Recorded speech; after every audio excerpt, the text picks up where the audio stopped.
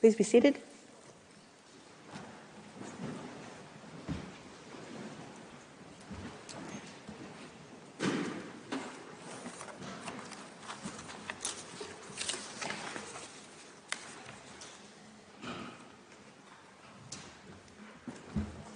The sitting is open. For reasons duly made known to me, Judge Sabatinde and Judge Bandari will not sit with us in these oral proceedings. The Court meets today under Article 74, Paragraph 3 of the Rules of Court, to hear the oral observations of the parties on the request for the indication of provisional measures submitted by the Republic of Armenia in the case concerning application of the International Convention on the Elimination of All Forms of Racial Discrimination, Armenia versus Azerbaijan. This morning, the Republic of Armenia will present its single round of oral argument.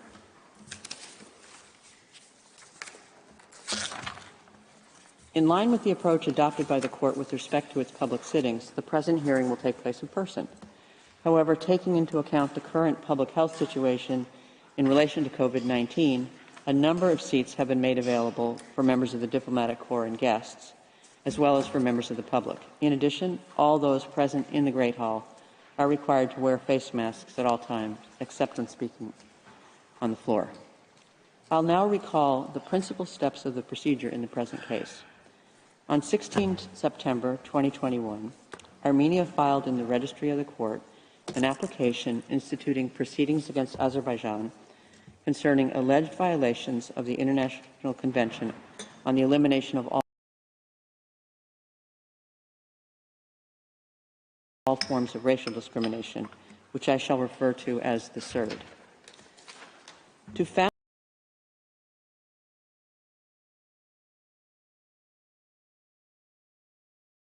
the jurisdiction of the Court, Armenia invokes Article 36, Paragraph 1 of the Statute of the Court and Article 22 of CERD. The application also contained a request for the indication of provisional measures pursuant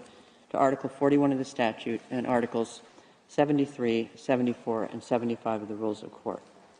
By an order of 7 December 2021, the Court, having heard the parties, indicated the following provisional measures. I quote, "The Republic of Azerbaijan shall, in accordance with its obligations under the International Convention on the Elimination of All Forms of Racial Discrimination, A, protect from violence and bodily harm all persons captured in relation to the 2020 conflict who remain in detention and ensure their security and equality before the law. B, take all necessary measures to prevent the incitement and promotion of racial hatred and discrimination, including by its officials and public institutions, targeted at persons of Armenian national or ethnic origin. And C, take all necessary measures to prevent and punish acts of vandalism and desecration affecting Armenian cultural heritage, including but not limited to churches and other places of worship, monuments, landmarks, cemeteries, and artifacts. And 2, both parties shall refrain from any action which might aggravate or extend the dispute before the Court or make it more difficult to resolve." End of quote. By an order dated 21 January 2022, the Court fixed 23 January 2023 and 23 January 2024 as the respective time limits for the filing of a memorial by Armenia and a counter-memorial by Azerbaijan. By a letter dated 16 September 2022, Armenia, referring to Article 76 of the Rules of Court, requested the modification of the first provisional measure set out in the order of 7 December 2021. By an order dated 12 October 2022, the Court found that, I quote, "The circumstances as they then presented themselves to the Court were not such as to require the exercise of its power to modify the measures indicated in the order of 7 December 2021, end of quote. In addition, the Court reaffirmed the provisional measures indicated in its order of 7 December 2021, in particular the requirement that both parties refrain from any action which might aggravate or extend the dispute before the Court or make it more difficult to resolve. On 28 December 2022, Armenia submitted a new request for the indication of provisional measures, referring to Article 41 of the statute and to Article 73 of the Rules of Court. In its request, Armenia states that on 12 December 2022, Azerbaijan, I quote, orchestrated a blockade of the only road connecting the 120,000 ethnic Armenians in Nagorno-Karabakh with the outside world, thereby preventing anyone and anything from entering or exiting. End of quote. It adds that this blockade, I quote again, is ongoing as of the date of the present request, end of quote. Armenia states that the blockade has, I quote, rendered impossible the transfer of critically ill ethnic Armenians hospitalized in Nagorno-Karabakh to medical facilities in Armenia for urgent medical care, as well as preventing the import of food, medical, and medicine supplies and other humanitarian assistance into Nagorno-Karabakh, and causing ethnic Armenian families to be forcibly separated, end of quote. According to Armenia, provisional measures are necessary in order to preserve and protect rights enshrined in CERD. By a letter of 26 January 2023, the agent of Armenia transmitted to the Court the text of a further provisional measure sought by the applicant with regard to, I quote, the provision of natural gas and other public utilities to Nagorno-Karabakh. By a letter dated 27 January 2023, Azerbaijan stated that Armenia did not have a sufficient reason for waiting until one business day before the hearing to introduce a new topic, and that it would be unable to respond to the substance of the new request during the oral proceedings scheduled for 30 January 2023. In view of the short period between the filing of Armenia's request for the indication of a new provisional measure on 26 January 2023 and today's hearing, the Registrar has informed the parties that Azerbaijan may offer any initial response to the new request during today's oral proceedings, and that Azerbaijan would be also authorized to submit written comments limited to the new provisional measure requested no later than 3 p.m. on Wednesday, February 1st. The parties have also been informed that no further additional written materials related to the pending request for the indication of provisional measures may be filed without prior authorization. The Registrar will now read out the provisional measures which the government of Armenia is asking the Court to indicate. You have the floor, Mr. Registrar.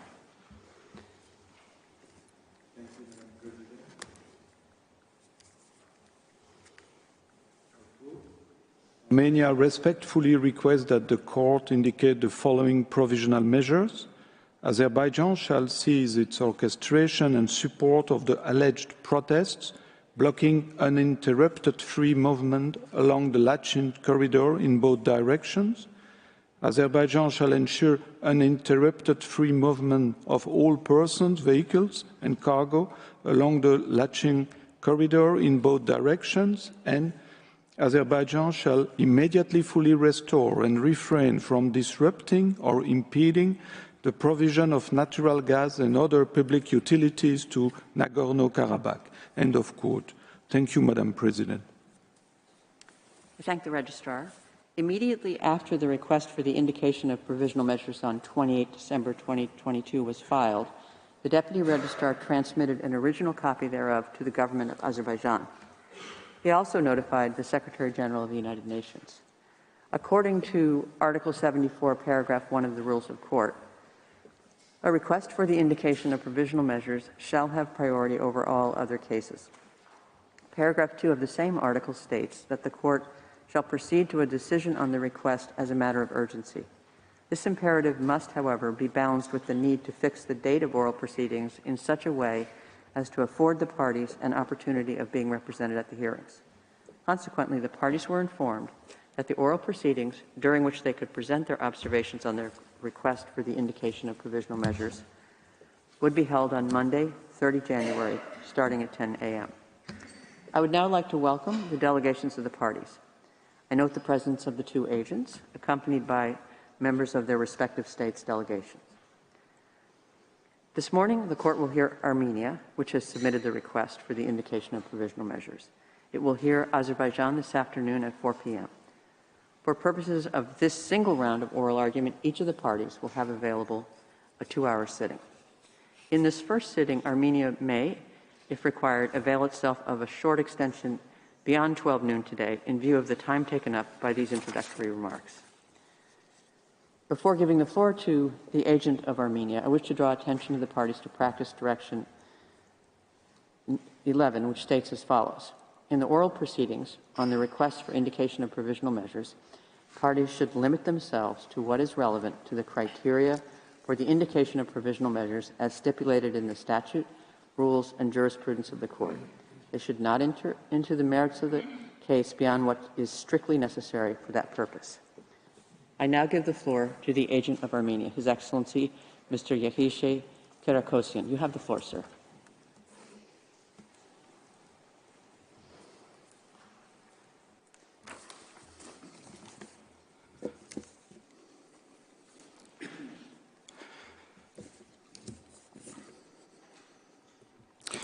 Madam President, distinguished judges of the court, it is an honor to appear before you today to speak on behalf of the Republic of Armenia, which obviously has an interest in the fate of ethnic Armenians of Nagorno-Karabakh. We do not come to you lightly and had hoped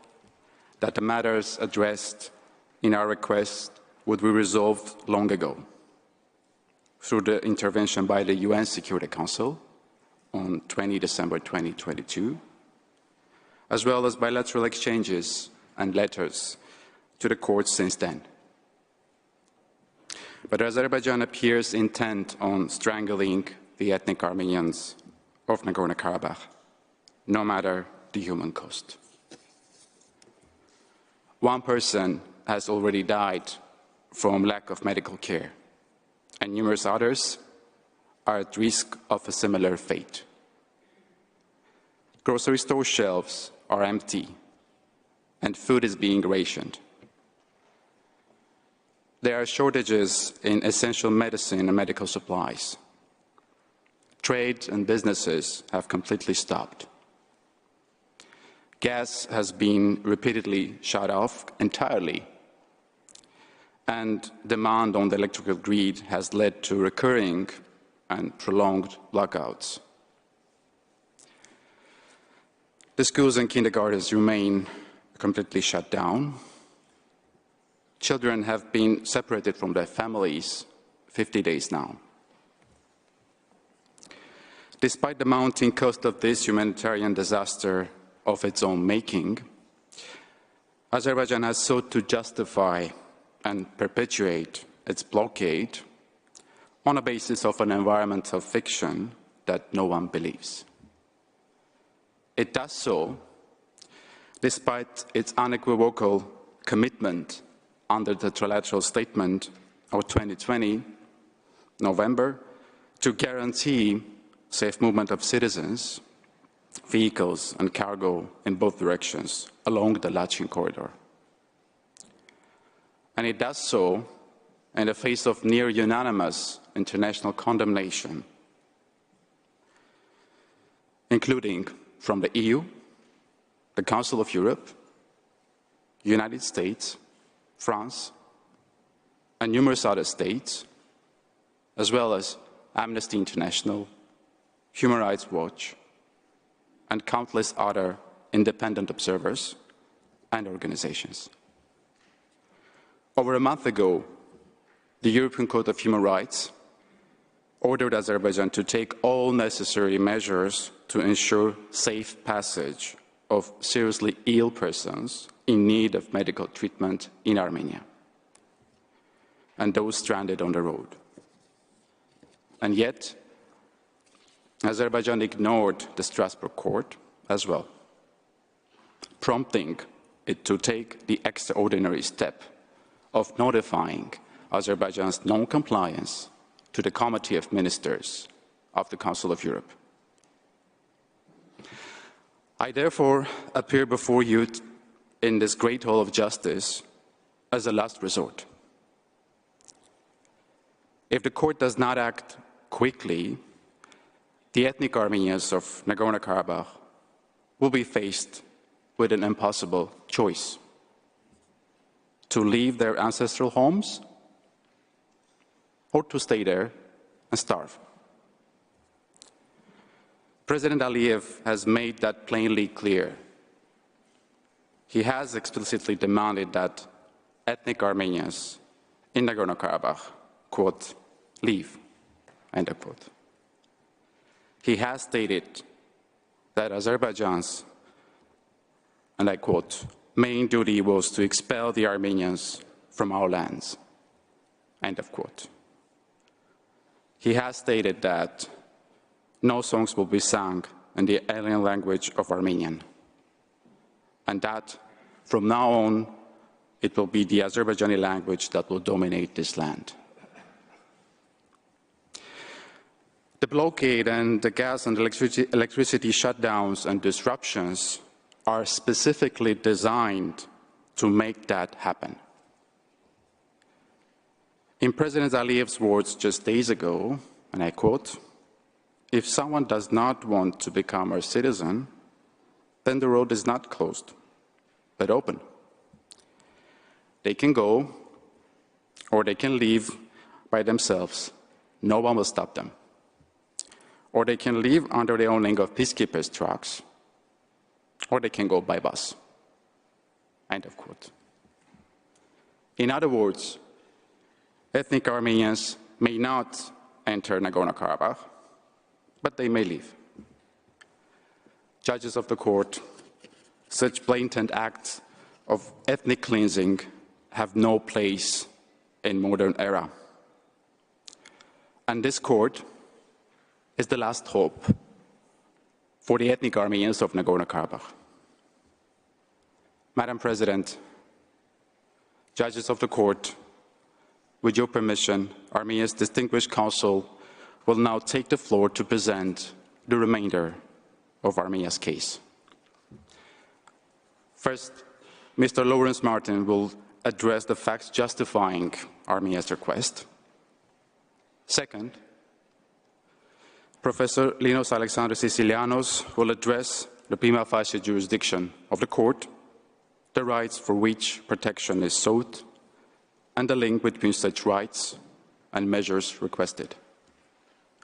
Third,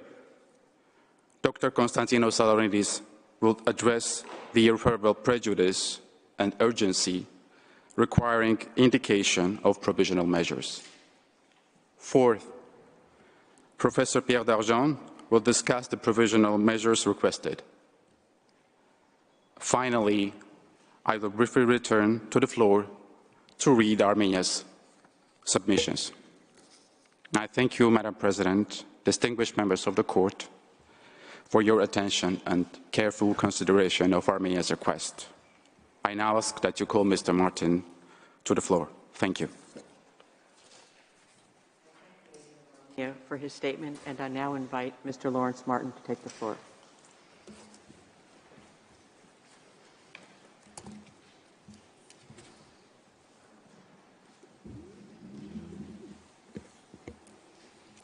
Madam President, distinguished members of the court, good morning. It's a privilege to appear before you today on behalf of the Republic of Armenia. As the honorable agent just said, we come before you today to request your urgent intervention to end an ongoing humanitarian catastrophe. Since 12 December last year, the ethnic Armenian population of Nagorno-Karabakh has been almost entirely cut off from the outside world. They have been, and they continue to be, deprived of access to food, medicine, and all the other necessities of life. Without swift action by the court, their lives are in danger. My intervention this morning will focus on the facts justifying Armenia's request for provisional measures. It'll be divided into three parts. First, I will describe the essential facts of the blockade and the context in which it is occurring. Second, I will discuss the dire humanitarian consequences that Azerbaijan's actions are having. Third,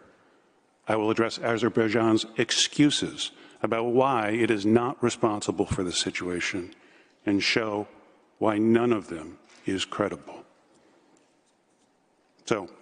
to the blockade and the relevant context. The court will recall that tens of thousands of ethnic Armenians were forcibly displaced from territories conquered by Azerbaijan during the 44-day war in 2020. Not a single person has been able to return to their home. When the war ended, the Russian Federation sent peacekeepers to the region to, and these are the words of the Federation Council decree authorizing the deployment, quote, prevent the mass death of the civilian population of Nagorno-Karabakh, end quote. Even so, Azerbaijan has been doing its best to make the lives of the remaining ethnic Armenians in the region intolerable. It has attacked Armenian villages in violation of the ceasefire agreement. It has forcibly displaced residents, including all Armenians from the villages of Parukh, Berdzor, Agavno, and Sus. It has intimidated and killed Armenians who just happened to be going about their lives near its armed forces. And it has repeatedly cut off access to gas, mobile communications, and internet. Azerbaijan has always been blunt about its objective. Speaking at the opening of a new residential complex for veterans and their families in Baku in May 2022, for instance, President Aliyev said, and I quote, "Our primary duty was to expel the Armenians from our lands," end quote. And this is a man, you will recall, who was fond of calling Armenians dogs, vandals, savages, and barbarians. Even more chilling is the postage stamp issued in late 2020 by Azerbaijan's state-owned stamp company. It is on the screen now. We showed this to you during the previous hearing on provisional measures. You see the image at the top. It depicts a person in a hazmat suit disinfecting Nagorno-Karabakh. Evidently, Azerbaijan considers Armenians in the region as in need of eradication. After the war, around 120,000 ethnic Armenians are left in Nagorno-Karabakh. They are connected to Armenia and thus to the outside world by a single tenuous thread, the Goris-Stepanakert Highway, running through the Lachin corridor. You can see that on the map on the screen now, which we show for illustrative purposes. There are no roads open to Armenian civilians connecting Nagorno-Karabakh with Azerbaijan. It is also impossible to fly there because Azerbaijan has threatened to shoot down any aircraft that attempt to use the Stepanakert airport. The highway is thus the only means of transporting anything and anyone into and out of Nagorno-Karabakh.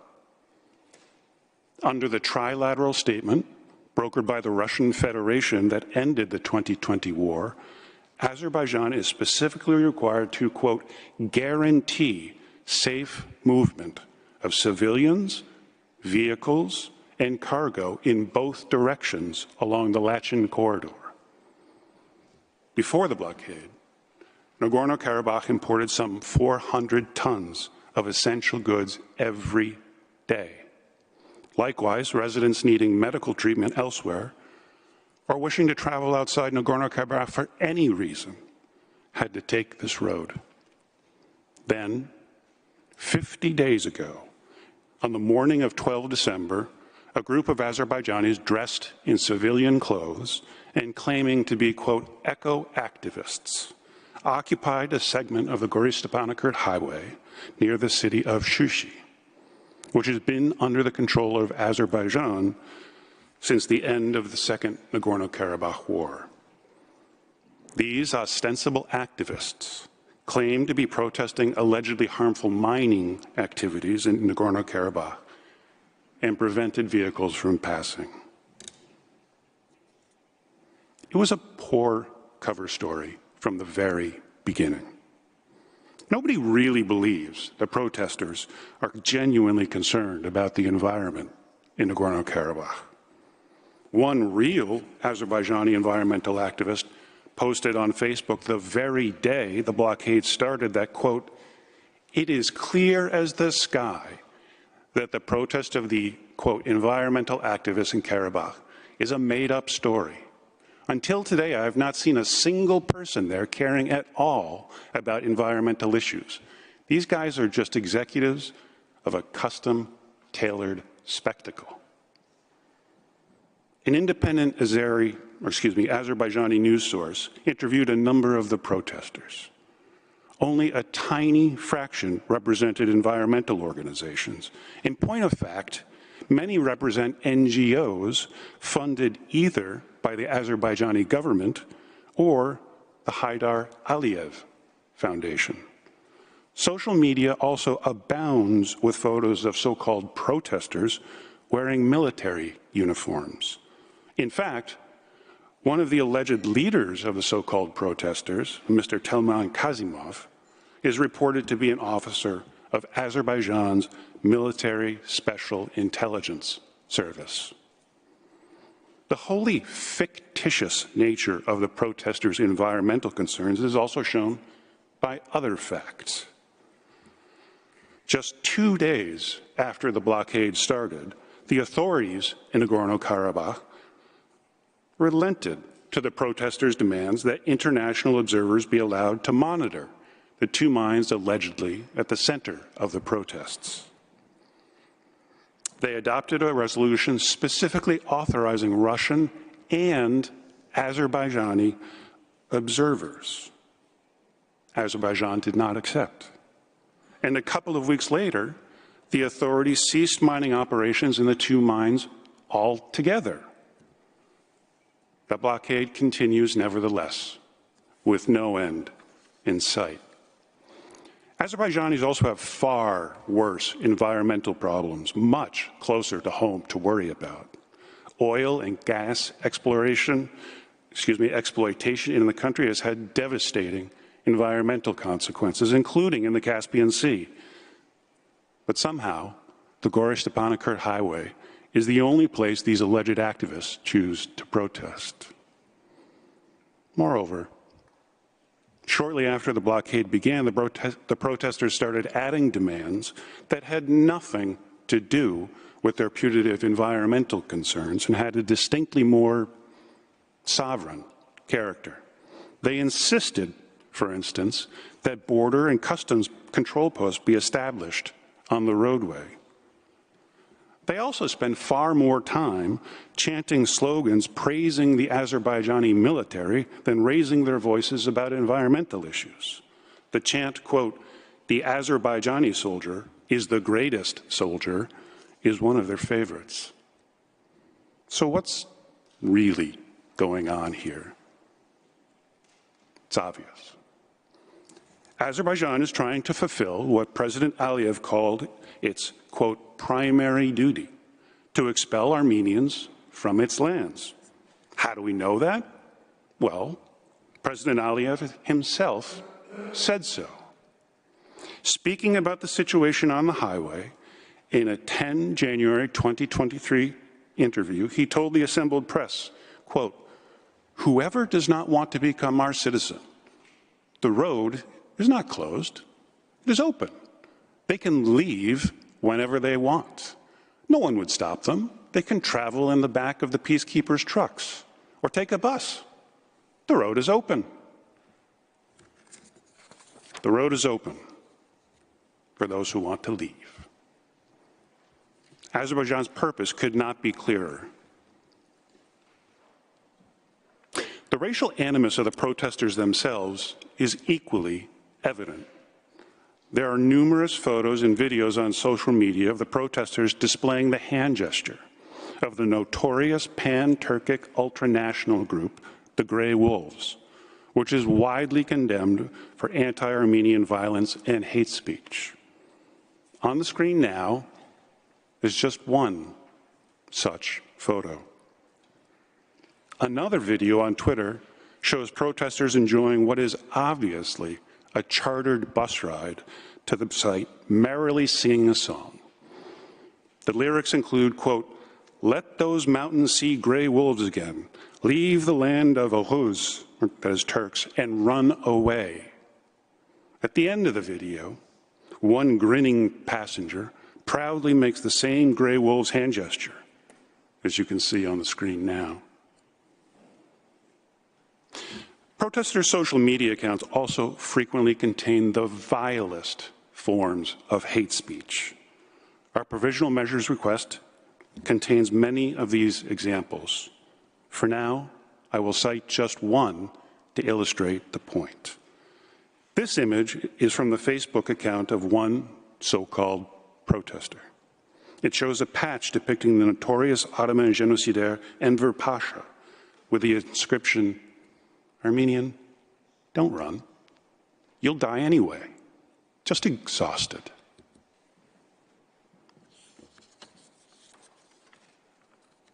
The steps Azerbaijan has taken to expel Armenians from their homeland are not limited to blockading the Goris-Stepanakert highway. It is making their lives intolerable in other ways, too. It has cut the supply of natural gas, essential to heat homes and businesses, during the coldest months of the year.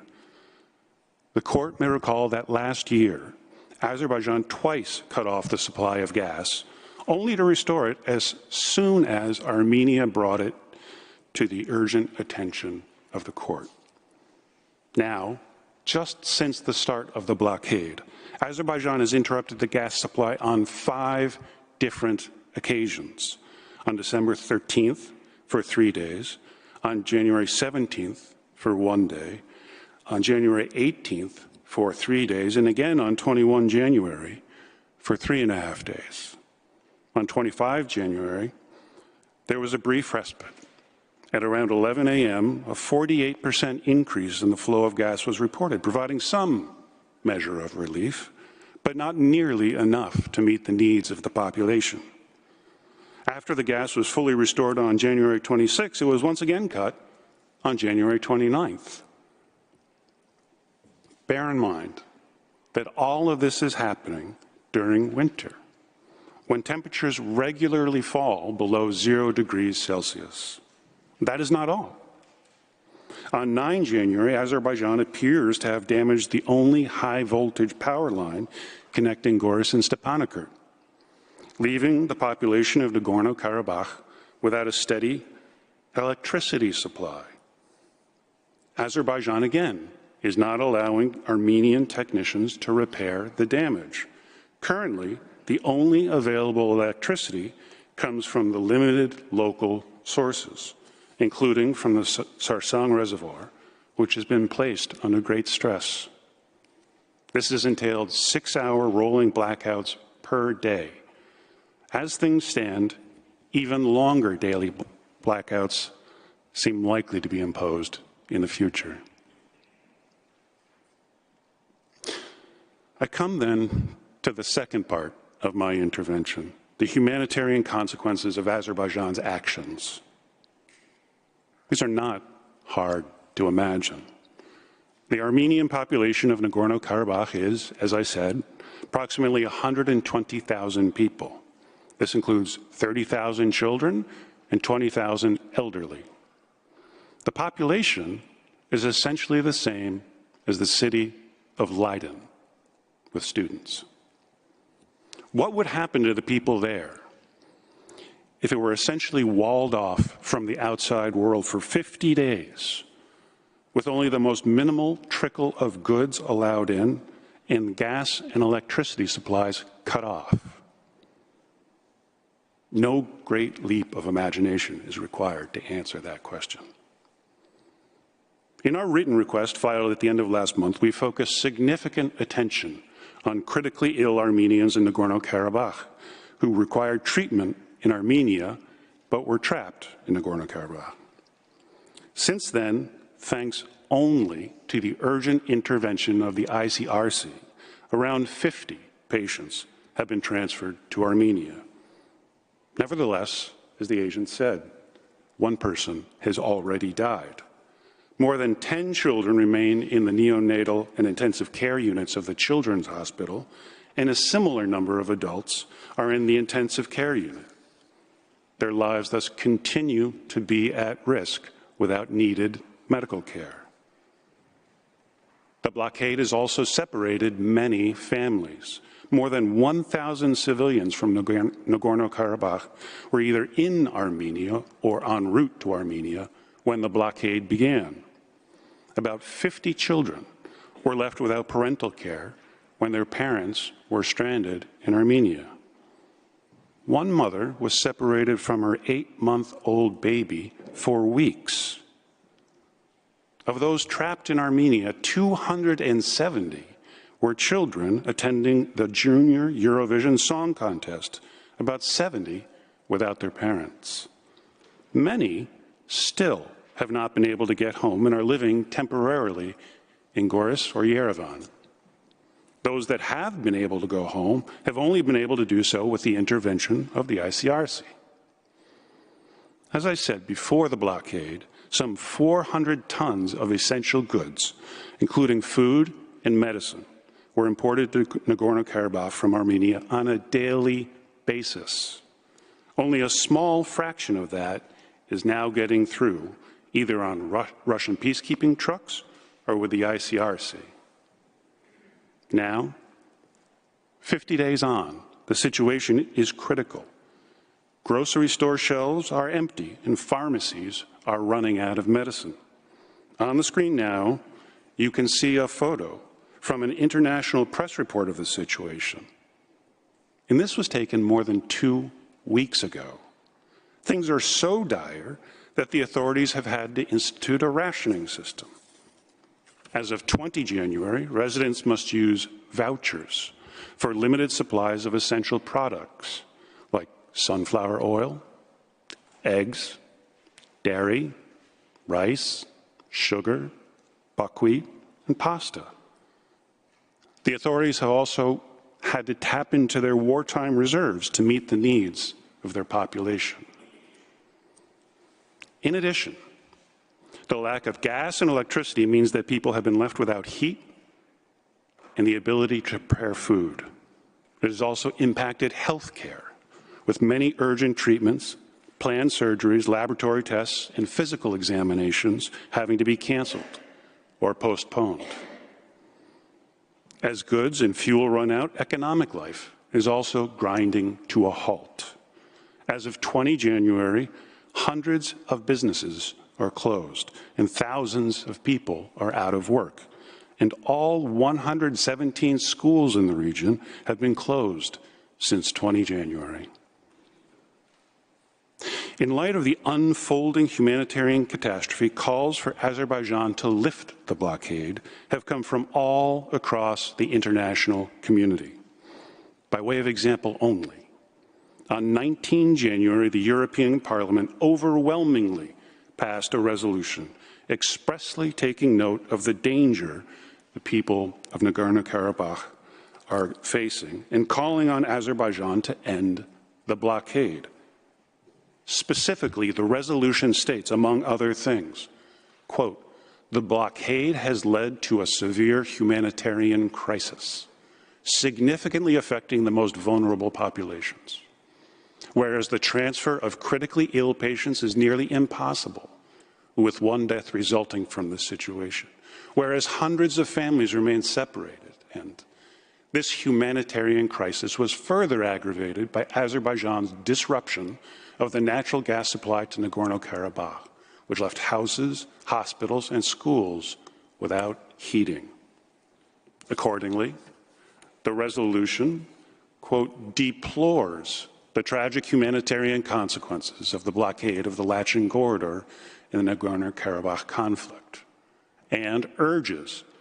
Azerbaijan to respect and implement the trilateral statement of 9 November and immediately reopen the Lachin corridor to enable free movement and ensure access to essential goods and services, thus guaranteeing security in the region and safeguarding residents' livelihoods.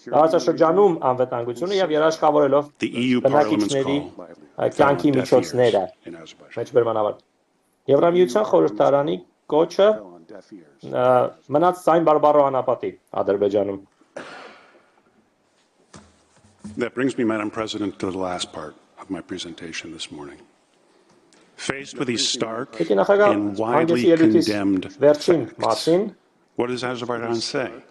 Լայն դատապարտման արժանացած այս ակնհայտ We look forward to hearing what it has to say later today. Շատ բան չի But ասում we expect it will իրականում. be much of the same. Լավ, For now, անհամբեր ասում ենք I այսօրին will չեն դեռ address իրենք what little we ասելու, have to work with. բայց ակնկալում ենք I will հիմնականում start նույն բանն են with what it ասելու. is said to this court. Ստացած In քիչ its նյութին first letter to the առայժմ court dated կարծական 3 January, Այս տատարանին Azerbaijan presented what it called its առաջին initial նամակում response հունվարի and promised to 3 provide ամսաթվով more նամակում information Ադրբեջանը ներկայացրել է later. իր այսպես կոչված նախնական պատասխանը եւ խոստացել լրացուցիչ տեղեկություններ հետագայում տրամադրել։ Ադրբեջանը նախ պնդել է, թե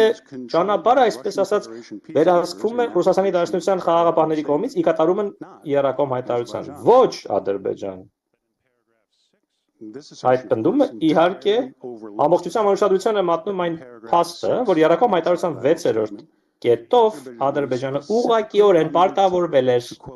մեջբերում երաշխավորել քաղաքացիների, տրանսպորտային միջոցների եւ բեռների անվտանգ տեղաշարժը երկու ուղղություններով Լաչինի Միչանսկի երկայնքով։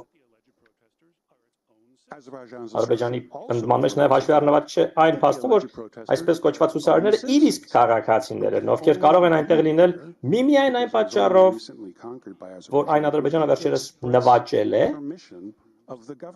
կառավարության ակնհայտ եւ անմիջական թույլտվությամբ։ Ադրբեջանի իսկ ապացույցներն են դա հաստատում։ Նամակի 14-րդ հավելվածում, որը նախորդ երեքշաբթի է ներկայացվել, ՀԿ-ների միջնորդությունների հավաքածու է, ՀԿ-ներ, որոնք դիմել են նախագահի աշխատակազմին, որ ինքը թույլ տա տեղում բողոքի ցույցերի մասնակցել։ Տեսեք ինչ է տեղի ունենում։ Ցուցարարներին թույլտվություն տան, որ լինեն այնտեղ։ Դրանով նախագահ Ալիևը կարող է նաև զրկել իրենց այդ թույլտվությունից։ Նույն հեշտությամբ հաջորդ պնդում Ադրբեջանի թե ցուցարարները չեն արգելափակում ճանապարհը եւ Ռուսաստանի Դաշնության խաղաղապահները թույլ է տալիս, որպեսզի բնակիչները կարևոր դեղորայքը եւ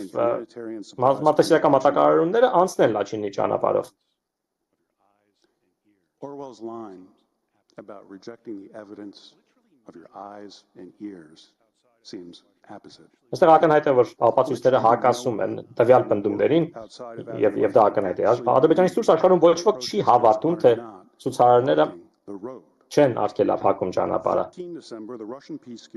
Դեկտեմբերի 12-ին ռուս խաղաղապահները հայտարարեցին, որ դեկտեմբերի 12-ին իրենց պնդման համաձայն ադրբեջանական կողմը արգելափակել է Ստեփանակերտ-Գորիս ճանապարհը։ Էկրանին ահա հերթական լուսանկարն է տարածքից։ Եթե սա ճանապարհ արգելափակել չէ, ապա ես չգիտեմ սա ինչ է։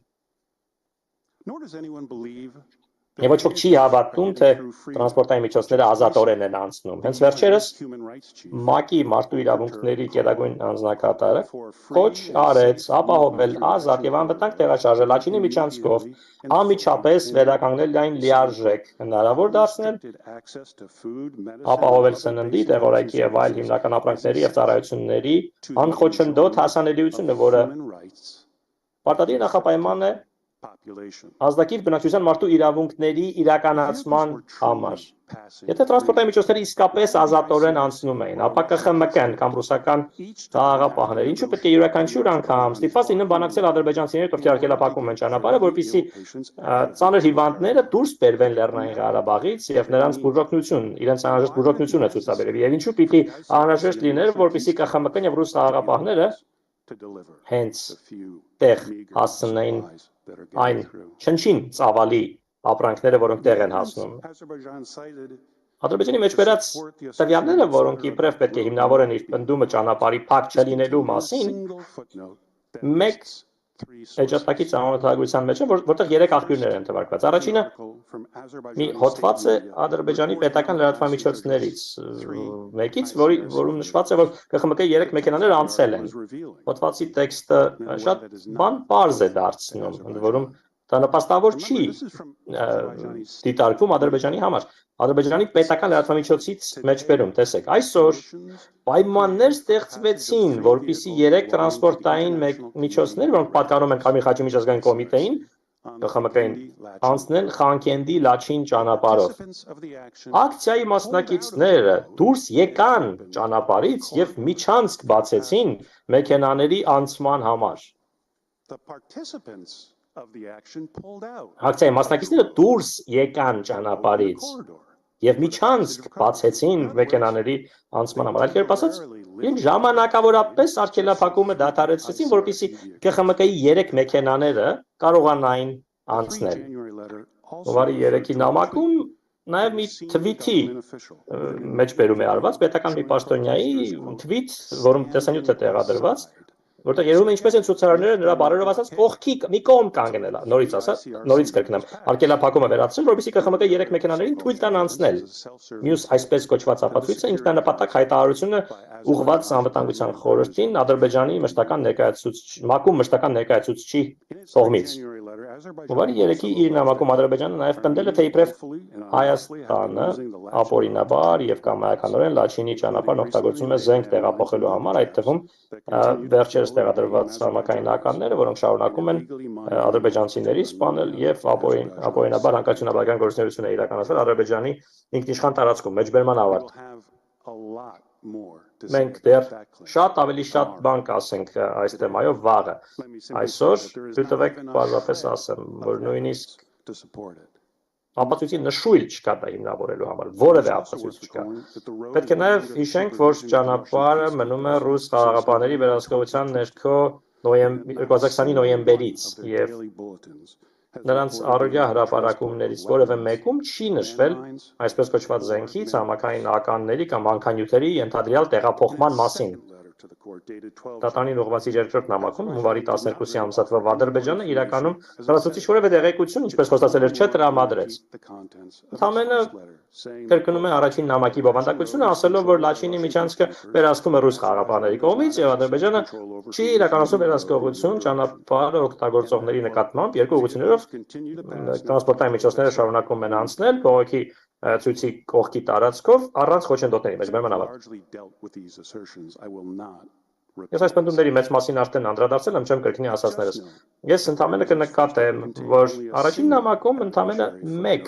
ապացուցողական էջատակի ծանոթագրություն կար մեքենաների անցնելու մասին, երկրորդ նամակում դրանք 8-ն են։ Այնուամենայնիվ դրանք որևէ բան չեն հավելում։ Այդ էջատակի ծանոթագրությունները բոլորը հղումներ են Ադրբեջանի պետական լրատվամիջոցների ռեպորտաժներին, որոնք բոլորը նշում են միայն ռուս խաղաղապահների կամ ԿԽՄԿ-ի տրանսպորտային միջոցների տարածքով անցնելը ադրբեջանցիների հետ բանակցություններից հետո։ Ես համոզված եմ, որ նույնի մասին դեռ էլի ենք լսելու։ Նույն այդ պնդումներն այսօր դեռ որովհետեւ երկրորդ կեսին իրենք կրկնելու են, բայց կարևորը դա չէ։ Կարևորն այն է, որ այս հատուկ բացառությունները, որոնք արվում են արտաքին սուբյեկտների համար, ովքեր ունեն հատուկ լիազորություններ, ընդհանրապես ապացուցում են կանոնը։ Եվ ապացուցում են փաստը, որ ճանապարհը որպես կանոն բաց չէ։ Ադրբեջանը փորձել է նաև այլ մոտեցման բառացնել, ասելով թե բողոքի ցույցերը իր ժողովրդի բողոքի ցույցերի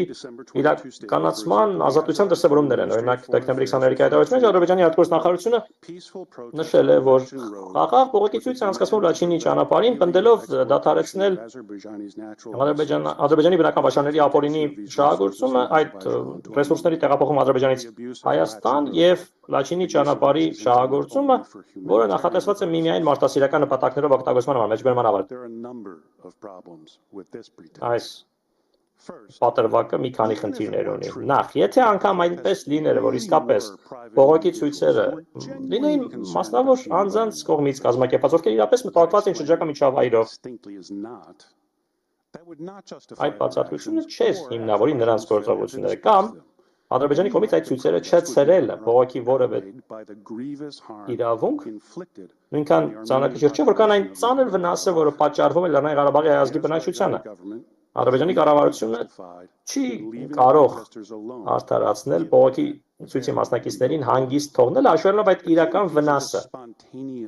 Այն պնդում է, թե սրանք ինքնաբուխ բողոքի ցույցեր են եւ մասնավոր դժգոհության ալիք են, նույնպես սուտ է, որովհետեւ Ադրբեջանը ազատ երկիր չէ, որում հանրությունը, հանրային բողոքի ցույցերը հանդուրժվում են։ Freedom House օրինակ Ադրբեջանը դասակարգել է որպես ոչ ազատ, անազատ։ Մասամբ նաև այն պատճառով, որ հավաքների ազատություն այնտեղ չկա։ 2020-ի զեկույցում գրել է մեջբերում չթույլատրված հավաքներին ոստիկանության արձագանքը շատ բիրտ կարող է լինել եւ տուգանքներ կարող են լինել մասնակիցների համար։ Այս հավաքը ի հակադրություն ուղղակիորեն թույլատրված է, բեմադրված է իրականում կառավարության կողմից։ Ադրբեջանի արտահայտությունները կապված գազի եւ էլեկտրաէներգիայի մատակարարումների ընդհատումների հետ նույնպես անհամոզիչ են։ Ընդհակառակը ամբողջովին հակադրում են ասվածին։ Ադրբեջանի նախորդ 3 շաբթի դեկտեմբերի 15-ին ներկայացրած բացատրելի համար Ադրբեջանի արտգործնախարարը դեկտեմբերի 15-ին հայտարարել է, որ Ադրբեջանը վերահսկողություն չի իրականացնում գազամատակարարման նկատմամբ եւ իբրև այդ տարածքում գազամատակարարումը իրականացնում է Հայաստանը եւ որ այդ տարածքները ինտեգրված չեն, ասում է, մեր երկրի մատակարարման համակարգի մեջբերման ավարտ։ Ընդամենը 4 օր անց դեկտեմբերի 19-ին 2022-ի Ադրբեջանի ՄԱԿ-ում մշտական ներկայացուցիչը նամակում այլ արտարացում է փորձել ներկայացնել ընդհատումների համար, պնդելով թե կան տեխնիկական պատճառներ, իբրև այդ թվում վատ եղանակային պայմաններ, որոնք ներկայումս դիտարկվում են Ադրբեջանի որոշ լեռնային շրջաններում, մեջբերման ավարտ։ Հետո ասում է, հաշվի առնելով այն հրատապ քայլերը, որոնք Ադրբեջանի իշխանությունները ձեռնարկեցին, տեխնիկական խնդիրները այժմ շտկվել են, եւ այս պայմանությամբ գազամատակարարումը տարածքում վերականգնված է, մեջբերման ավարտ։ Կրկնել է ըստեյության նույնը դատարանին ուղղված նախորդ տարվա նամակի մեջ, որը վերաբերում է նախկին ընդհատումներով, գրելով թե Ադրբեջանի աշխատողները տարածքում աշխատել են, որպեսզի վերականգնեն մատակարարումը, որը ամբողջովին վերականգնվել է մարտի 18-ի դրությամբ, մեջբերման ավարտ։ Այսպիսով Ադրբեջանը ունի հիմա վերահսկողություն գազամատակարարման նկատմամբ, թե չունի։ Ադրբեջանը չի կարող ըստ երևույթին միանշանակ ամբողջական տարբերակ պատմել։ Ճշմարտության մեջ կասկած չի մնում, որ Ադրբեջանը լիարժեք վերահսկողություն է իրականացնում գազամատակարարման նկատմամբ։ Որտեղից գիտենք։ Նախագահ Ալիևն է անձամբ դա ասել։ Ելույթ ունենալով 22-ի գարնանը գազի ընդհատումներից հետո նախագահ Ալիևը բարձեցավ. Եթե մենք չուզեինք, չէինք վերականգնի գազամատակարարումը։ Ով մեզ ինչ կարող է ասել։ Պարտք իրենց գազամատակարարում վերականգնելը։ Ոչ։ Ի վերջո, փաստերի իրականությունը ցավագին պարզ է եւ դաժանության աստիճանի հստակ։ Լեռնային Ղարաբաղի էթնիկ հայերը պաշարման մեջ են։ Նրանք ովքեր որոշել են մնալ այնտեղ, նրանց համար արտաքին աշխարհ միակ ճանապարհը փակ է։ Ցանկացած բան, որ իրենց անհրաժեշտ է այնտեղ ապրելու համար, մարդիկ ովքեր հազարամյակներ շարունակ այնտեղ են ապրել, այդ ամենը հիմա չկա։ Տեղորայք, սննդամթերք, էլեկտրաէներգիա եւ ջեռուցում։ Ադրբեջանի ներկայացրած պատրվակը իր գործողությունները հողարկելու համար ամբողջովին հորինված է։ Ենթադրյալ էկոակտիվիստներ, ովքեր ցուցարարներ են, բնավ ցուցարարներ եւ էկոակտիվիստներ չեն, իրենք իրական բնապահպանական գործունեությամբ երբևէ չեն զբաղվել։ Կառավարության կողմից ֆինանսավորվող քաղաքացիներ են եւ պետական ծառայողներ ու զինվորականներ։ Բոլորին միավորում է մեկ բան՝ վաղուց իրենց դասավանդված խորը ատելությունը առ հայերը։ Իրենք այնտեղ են կառավարության աջակցությամբ եւ կառավարության օրակարգը առաջ տանելու մտայնությամբ, որպեսզի կյանքը անտանելի դարձնեն էթնիկ հայերի համար Լեռնային Ղարաբաղում։ Նախքան ելույթս ավարտելը, եթե ուզեր, Ադրբեջանի կառավարությունը կվերացներ արգելափակումը, բայց դրանով նա հետաքրքրված չէ։ Եվ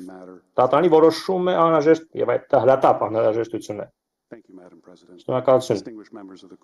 Տիկին նախագահ դատարանի հարգարժան անդամ է։ Պրոֆեսոր Սիսիլիանոսին խնդրեի հրավիրել բեմ։ Շնորհակալություն, պարոն Մարտին։ Հաջորդ բանախոսը պրոֆեսոր Լինուս Ալեքսանդր Սիսիլիանոսը, համեցեք։ Տիկին նախագահող, պատվարժան դատավորներ, ինձ համար մեծ պատիվ է ելույթ ունենալ դատարանի առջև Հայաստանի Հանրապետության կողմից։ Ես կանդրադառնամ 3 խնդրի։ Prima facie իրավազորությունը սույն դատարանի, այն իրավունքները, որոնց պաշտպանությունն է հայցվում եւ դրանց կապը հայցվող միջանկյալ միջոցների հետ։ Առաջին մասը, որը վերաբերում է դատարանի իրավազորությանը, երկարբարակ վերլուծության կարիք չունի։ 21 թվականի դեկտեմբերի 7-ի հրահանգով, որը վերաբերում էր ներկա գործով միջանկյալ միջոցների պատասխանը, դատարանը ասաց, որ prima facie ինքը իրավազորություն է վայելում այս գործով 23 հոդվածի ներքո, գործը քննել այնքանով, որքանով վեճը կողմերի միջև վերաբերում է մեկնաբանությանը կամ իրավակիրարկմանը խնդրառակա կոնվենցիայի։ Այս եզրակացությունը վերաբերում է նաև ընթացիկ հայտին։ Անականությունը այն իրավունքների, որոնց պաշտպանությունը հայտվում է։ Դատարանը տվյալ փուլում լսումների չպետք է վստահաբար հատկորոշի արդյոք այն իրավունքները, որոնք Հայաստանը հայտնում է պաշտպանել գոյություն ունեն, թե չէ, այն պետք է փոխարենը որոշի ընդհանրապես Հայաստանի պահանջված իրավունքները, որոնց պաշտպանությունը այն խնդրում է,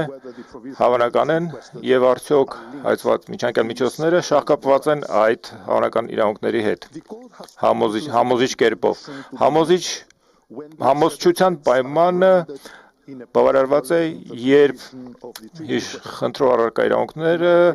խնդրող առարկա կոնվենցիայի մեջ ամրագրված են։ Մյուս դեպքերում այդ կոնվենցիայի ներքո դատարանը ուսումնասիրել է այն արդյոք համոզիչ է այն պնդումը, թե այդ ակտերը եւ գործողությունները ռասայական խտրականության ակտեր են։ Մի շարք իրավունքների պաշտպանություն է հայցվում 2-րդ եւ 5-րդ հոդվածների ներքո սերտի շահ Լեռնային Ղարաբաղի էթնիկ հայերի։ Ինչպես արդեն ցուցադրվեց իմ գործընկեր պարոն Մարտինի կողմից, այդ իրավունքները խախտման են ենթարկվել Ադրբեջանի շրջափակման եւ դրան առնչվող միջոցների կողմից, որոնք թիրախավորում են էթնիկ հայերին, հենց այն բանի բերումով, որ նրանք հայ են։ Սերտը արգելել է խտրական միտումները Ադրբեջանի գործողությունների այն պարզ փաստի բերումով, որ միակ մարդարարածները, որոնք օգտվում են Լաչինի միջանցքից կամ դրանով անցուդարձ առնող հանրային ծառայություններից, ցակումով հայերն են։ Անհերքելի է, որ աղետալի հետևանքները բլոկադայի եւ դրան առնչվող միջոցառումները բացառապես էթնիկ հայերի գլխին են բարդվում։ Այսինքն շրջափակումը եւ դրան առնչվող միջամտությունները աներկբայորեն խտրական ակտեր են ազգային ցակման բերումով եւ ըստ այդմ ըստ առաջի հոդվածի առաջին մասի ընդգրկվում են կոնվենցիայի դրույթներով։ Համոզչության հարցին իրավունքների, որոնք վերակայացում է Հայաստանը, ես 2-րդ հոդվածով կանդրադառնամ, ապա եւ 5-րդ հոդվածով կոնվենցիայի։ Անդրադառնանք 2-րդ հոդվածով ամրագրված իրավունքների ըստ Սերտի հանձնաժողովի ես մեջբերում եմ։ Հոդված 2-ը համապարփակ մի դրույթ է, որը անդրադառնում է բոլոր կողմերին պետություն կողմերի պարտավորությունների հետապնդել խտրականությունը վերացնելուն միտված քաղաքականություն Հայաստանի հայցած միջանկյալ միջոցները վկայակոչում են մասնավորապես ընդհանուր արգելանքը խտրականության, որը 2-րդ հոդվածի առաջին մասով է ամրագրված ներառյալ A, B եւ E ենթակետերը։ 2-րդ հոդվածի առաջին մասով ասվում է, որ պետություն կողմերը դատապարտում են ռասայական խտրականությունը եւ բոլոր պատկան միջոցներով եւ անհապաղորեն պետք է վարեն քաղաքականություն միտված վերացնելու ռասայական խտրականություն իր բոլոր դրսևորումներով ջատագովելով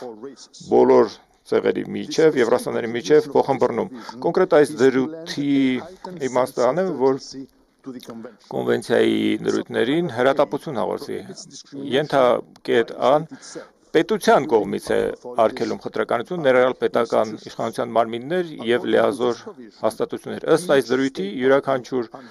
կոնվենցիայի կողմ երկիր ձեռնարկում է որևէ գործողություն կամ պրակտիկա չիրականացնել ռասայական խտրականության, ինչպես որ դատարանը դիտարկել է երկու հոդվածի մեկ կետը, ըստ այդմ նաեւ պարտավորություն է պարունակում որևէ ակտ կամ պրակտիկա չիրականացնել ռասայական խտրականության անձանց խմբերի կամ հաստատությունների դեմ ուղղված Կասկած չկա, որ Լաչինի միջանցքի շրջափակումը եւ դրան առնչվող միջոցները հակառակում են խտրականության ընդհանուր արգելմանը երկրորդ հոդվածի առաջին կետում պարունակված։ Ինչպես արդեն ընդգծվեց, բլոկադան խտրական է ըստ էության, այն եւ նպատակ է հետապնդում եւ ազդեցություն է թողնում խաթարելու էթնիկ հայերի կողմերից իրենց մարդու իրավունքների իրականացումը մյուս էթնիկ խմբերի հետ հավասար Ապես այս շրջափակումը պետք է դիտվի նաև Ադրբեջանի վարքագծի ֆոնի վրա այն օրից ի վեր եւ մեկնարկեց 44-օրյա պատերազմը նրա կողմից, որը աներկբայորեն միտված էր հայերին ստիպել մեկնել։ Այս համատեքստում Սերտի կոմիտեն վերջերս մտահոգություն է արտահայտել առ այն եւ ես այստեղ մեջբերում եմ հանձնաժողովը մեղադրանքներ ծանր եւ դաժան մարդու իրավունքների խախտումների, որոնք 20 թվականի մարտական գործողությունների եւ դրանից հետո են իրականացվել։ Անցյալ օգոստոսին կոմիտեն նաեւ ընդգծեց իր մտահոգությունը, որը վերաբերում է ռասայական ատելության եւ ռասիստական կարծրատիպերի տարածման վերաբերյալ հայկական ծագման կամ էթնիկ հայերի դեմ ներառյալ պետական պաշտոնյաների եւ ղեկավարության կողմից։ Այս ռասայական ատելությունը եւ ռասայական կարծրատիպերի տարածումը հստակ նպատակ է նպատմում էթնիկ զտման ենթարկել բոլոր էթնիկ հայերին Լեռնային Ղարաբաղից։ Ոչ մի էթնիկ հայ չպետք է մնա Լեռնային Ղարաբաղի տարածքում, որոնք գրավվել են Ադրբեջանի կողմից 44-օրյա պատերազմի ընթացքում։ Ոչ մի էթնիկ հայ, որը մնում է Ադրբեջանի վերադարձված տարածքներում 44-օրյա պատերազմի ավարտից հետո, չի մնացել։ Ես վկայակոչում եմ նախագահ Ալիևի հայտարարությունը, որը վերաբերում էր Լաչինի միջանցքի հայերին։ Երբեք դուք այստեղ եկե 1994 թվականին, ով էր այդտեղ ապրել մինչ այդ ադրբեջանցիները, այնպես որ հեռացեք վերջ մեջբերման, հայերը հեռացան այդ սպառնալից հայտարարությունից հետո։ Շրջափակումը եւս մեկ կարևոր քայլ է, որը հստակ համընկնում է այս վախեցման քաղաքականության մեջ։ Այն այնպիսի անտանելի կենսապայմաններ է ստեղծում էթնիկ հայերի համար, որովհետեւ նրանք ստիպված լքեն այս տարածքը։ Պրեզիդենտ նախագահ Ալիևի հունվարի 10-ի 23 թվականի հայտարարությունն եմ վկայակոչում։ Ով չի ուզում դառնալ մեր քաղաքացի, նրա համար ճանապարհը բաց է։ Այն փակ չէ։ Նրանք կարող են մեկնել, նրանք կարող են ինքնուրույն հեռանալ, ոչ ոք չի խաթարի եւ խանգարի նրանց, ճանապարհը բաց է։ Ճանապարհը այսպիսով բաց է միայն մեկ ուղղությամբ, սա է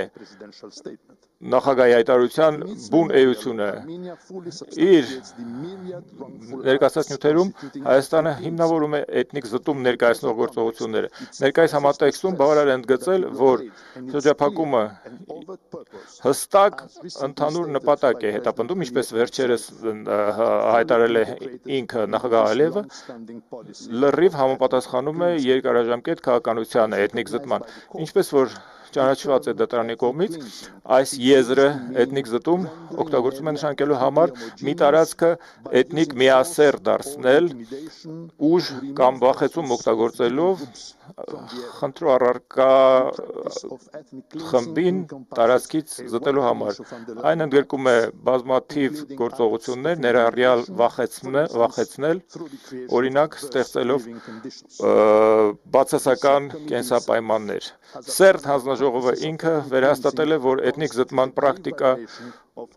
ծանր խախտում է իրենից ներկայացնում սերտի հիմնարար բոլոր սկզբունքների։ Սա մասնարարպես իրավացի է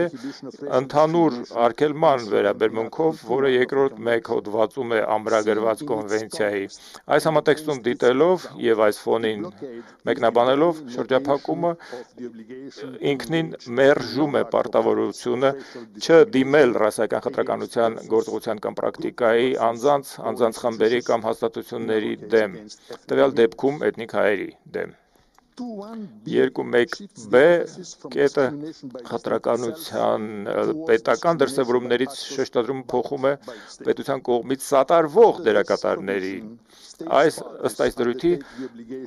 ստորագրող պետությունները պարտավորություն են ստանձնում չհովանավորել, պաշտպանել կամ օժանդակել ռասայական խտրականությունը ցանկացած անձանց կողմից կամ կազմակերպությունների կողմից դրսևորված։ Ինչ վերաբերում է այս ենթապարբերության բայերին, օժանդակել եւ հովանավորել, ենթադրությունը այն է, որ պատասխանատվությունն է ստանձնում այլոց գործողությունների համար, օժանդակությունը ավելի լայն իմաստ ունի եւ այստեղ ներառում է նաեւ հավանություն տալ կամ օժանդակել։ Հունվարի 23-ի իր հայտարարությունում նախագահ Ալիևը բացահայտորեն օժանդակել եւ անգամ պաշտպանել է այսպես կոչված էկոակտիվիստների կողմից շրջափակումը մեջբերում։ Նախ ողջունում եմ ձեր երիտասարդներ, որոնք մեր հպարտության առարկան եք։ Նրանք այնտեղ են օր ու գիշեր սառը եղանակին ձյան տակ պահանջելով իրենց իրավունքները եւ եւս մեկ անգամ ամբողջ աշխարհին ցույց տալով բարձր բարոյական հատկանիշները Ադրբեջան երիտասարդի մեջբերման ավարտ։ Ինչպես իմ գործընկեր պարոն Մարտինը արդեն ցուցադրեց, շատերը այսպես կոչված էկոակտիվիստներից, բնապահպանական ակտիվիստներից մասնավոր անձինք չեն եւ բոլոր այդպիսի էկոակտիվիստները ստանում են պետական օժանդակություն։ Այդ օժանդակությունը աներկբայրորեն անհամատեղելի է ըստ 2.1b սերտի հոդվածի չհովանավորել, պաշտպանել կամ օժանդակել ռասայական խտրականությունը ցանկացած անձի կամ կազմակերպության կողմից։ 2.1e հոդվածին եմ անդրադառնում, որը անդամ երկրների պետություններին խրախուսել վերացնել ցեղերի եւ էթնիկ խմբերի միջև խոչընդոտները եւ ապաքաջալերել ռասայական բաժանումները։ Բայց վերոհիշյալ շրջափակման սատարող եւ հավանություն տվող հայտարարությունները, այսպես կոչված էկոակտիվիստների, հենց բացառում է ապաքաջալերելու 2.1e հոդվածի պահանջը սերտի։ Ավելի քան հավանական եւ համոզիչ է, որ շրջափակումը խրախուսել է մի ամբողջ էթնիկ համայնքի, հավերժացնում է սեգրեգացիան եւ այդպիսով ամրացնում բաժանումները էթնիկ բաժանարար գծերով։ Շրջափակումը, դրա օժանդակությունը եւ խրախուսումը համոզիչ եւ նույնիսկ բացահայտ խախտում է այս պարտավորությունների եւ համապատասխան իրավունքների 2.1 հոդվածի A, B եւ E ենթակետերով սերտի։ Այժմ անդրադառնում եմ 5-րդ հոդվածին կոնվենցիայի։ Այս դրույթը բացահայտորեն շահկապված է 2-րդ հոդվածի հետ, այն երաշխավորում է էֆեկտիվ երևակերարկումը խրճականության ընդհանուր արգելանքի։ 5-րդ հոդվածում նշված իրավունքների ներքո Հայաստանի հայցած միջանկյալ միջոցները հավելել են 23 թվականի հունվարի 26-ի նամակով վկայակոչելով մասնարարպես D1 շարժման ազատություն, D2 մեկնելու եւ վերադառնալու իրավունքը, ներառյալ ընտանիքների վերամիավորում եւ ենթապարբերություն E4 հանրային առողջապահության, բժշկական օժանդակության, սոցիալական օժանդակության եւ սոցիալական ծառայությունների մատչելիությունը։ Ես կանդրադառնամ այդ իրավունքների համոզիչ հանգամանքներին մեկ առ մեկ։ D1-ը պաշտպանում է տեղաշարժի ազատության հավասար իրականացումը։ 13.1 հոդվածով է սա ներշնչված մարդու համընդհանուր հռչակագրի։ Այս իրավունքը պետք է իրականացվի առանց խտրականության, ի թիվս այլոց ելնելով նաև էթնիկ կամ ազգային պատկանելությունից։ Ակնհայտ է, որ Լաչինի միջանցքի բլոկադան թույլ չի տալիս էթնիկ հայերին, որոնք մնակում են Լեռնային Ղարաբաղում, ազատ տեղաշարժելու։ Նրանք պարփակված են խիստ սահմանափակ տարածության մեջ, որը միակ տարածքն է Լեռնային Ղարաբաղում, ուր նրանք իրավունք ունեն ապրելու,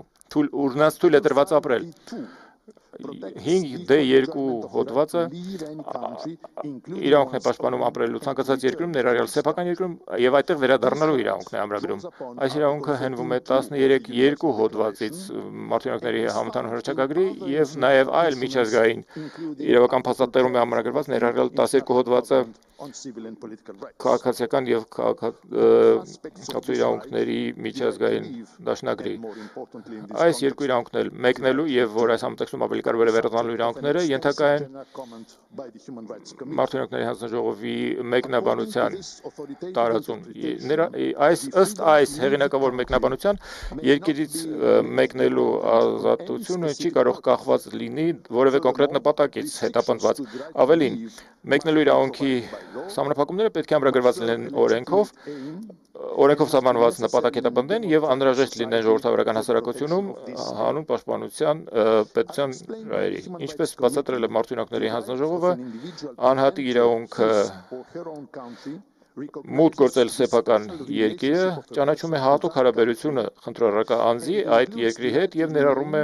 իրավունքը մնալ եւ վերադառնալ այնտեղ, ինչպես նաեւ իրավունքը վերամիավորվել ընտանիքի հետ։ Այս իրավունքը նաեւ ենթադրում է արգելանք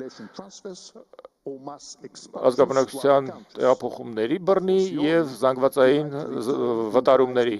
ուստայդմ վերադառնալու իրավունքը արգելում է էթնիկ զտման գործողությունը։ Անձանց կողմից վերադարձի իրավունքը վայելելը սեփական երկիրը կարող է նույնականացվել մեկնաբանելով իմաստը հետեւյալ բռնակապակցության սեփական երկիր։ Ըստ Մարդու հանձնաժողովի կրկին ընդգրկումը սեփական երկիր հասկացության ավելի լայն է, քան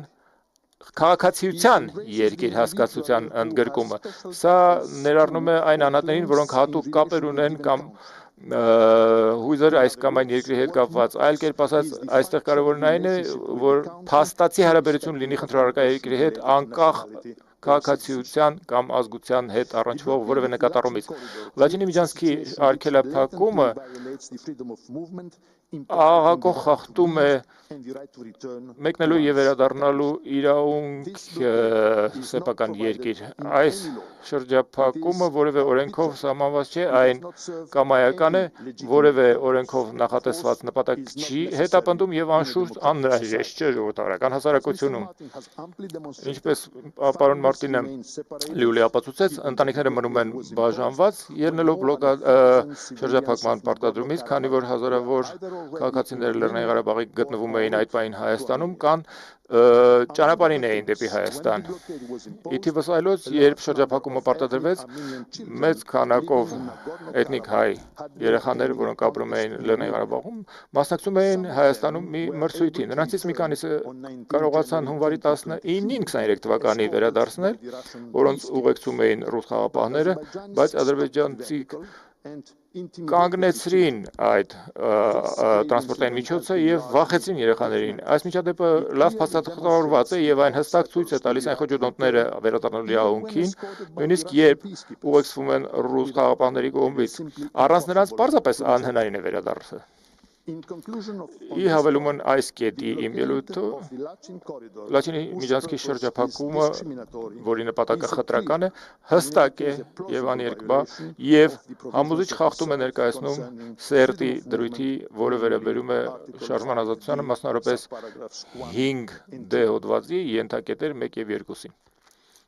Ես շարունակում եմ այժմ սոցիալական իրավունքներին անդրադառնալով, մասնավորապես իրավունք հանրային առողջապահության, բժշկական օգնության, սոցիալական անվտանգության եւ սոցիալական ծառայությունների, որոնք պաշտպանված են 5-րդ հոդվածի Ե4 կետով կոնվենցիայի։ Պաշտպանվող իրավունքները այս ենթակետով ներառնում են իրավունքներ, որոնք առանձին ցուցակված են ՄԱԿ-ի այլ փաստաթղթերում նշված, մասնավորապես 9-րդ եւ 12-րդ հոդվածներում միջազգային դաշնագրի տնտեսական, սոցիալական եւ մշակութային իրավունքների, սովորաբերում է առողջապահության եւ սոցիալական ապահովության իրավունքներին համապատասխանաբար։ Ըստ տնտեսական, սոցիալական եւ մշակութային իրավունքների հանձնաժողովի ՄԱԿ-ի առողջության իրավունքը մարմնավորվում է ինչպես առնչվող եւ կախված մի շարք այլ մարդու իրականացումից եւ մեկնաբանում է որպես իրավունք վայելելու մի շարք հաստատությունների, ծառայությունների եւ ապրանքների մատչելիությունը։ Սերտի հանձնաժողովը ընդհանուր հանրական չի որդեգրել 5Ե4 կետով, բայց դրա լայն ընկալումը հստակ ծագում է մի շարք խմբերին առնչվող ընդհանուր հանրականներից եւ բազմաթիվ ավարտական դիտարկումներից։ Իրավունքները, որոնք պաշտպանված են 5Ե4 հոդվածում, հստակորեն խախտված են շրջափակման բերումով։ Արդեն 50 օր է, ինչ Լեռնային Ղարաբաղի ազգանունությունը մնում է պաշարման տակ։ Օրեկան բյուլետենները, որոնք տիմերն են հրապարակում, էթնիկ հայերի ծանր հիվանդությամբ հոսպիտալիզացվածների քանակի մեծացում է նշում, որոնք հրատապ բուժ օգնության համար պետք է տեղափոխվեն Հայաստան, բայց նրանց ժամանակին եւ հրատապ տեղափոխումը շրջափակման միջոցով անհնարին է դարձել։ Դրանցից մեկը արդեն մահացել է, մի այլ պացիենտ, որը ուղեղի քաղցկեղից է տառապում, չկարողացավ անպատասխան վիրաբուժական միջամտության ենթարկվել նախորդ դեկտեմբերին եւ վերջապես նրան թույլ տվեցին դուրս գալ Լեռնային Ղարաբաղից, բուժման համար արդեն ուշ էր։ Ցանկացած դեղամիջոց, որը ներմուծվում է, պահանջում է բանակցել անվերջ Ադրբեջանի հետ հավանություն տալու համար դրանց անցումը Կարմիր խաչի միջազգային կոմիտեի կամ ռուս խաղապահների կողմից։ Առողջապահության նախարարությունը Արցախի հանրապետության զգուշացրել է, որ տեղական հիվանդանոցները շուտով կբախվեն դեղամիջոցների կտրուկ պակասի եւ այլ կյանք փրկող բուժ նյութերի մատակարարման հարյուրավոր ռամբասիներ չեն կարողացել օգտվել անհրաժեշտ բժշկական օգնություններից պլանային վիրահատությունների դադարեցման բերումով ամբողջ Լեռնային Ղարաբաղում։ Շրջափակումը նաև կանխում է սննդամթերքի եւ այլ մարդասիրական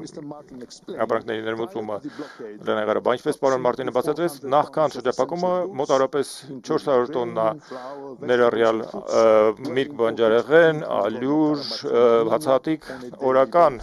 ներկրվում էին Լեռնային Ղարաբաղ։ Մինչդեռ այժմ ելնելով խտրական շրջափակումից վճռական պակասորդներ են արձանագրվել այս էական մթերքների իշխանությունները կտրոնների համակարգով հիմա դրանք նորմավորում են։ Սուպերմարկետները եւ նպարախանութները այժմ դարակներով են։ Ցանկացած սննդամթերք, որը ներս է մտնում, պահանջում է անվերջ բանակցություններ Ադրբեջանի հետ, որպեսզի այն հավանություն տա դրանց մատակարարմանը Կարմիր խաչի միջազգային կոմիտեի կամ ռուս խաղապահների կողմից։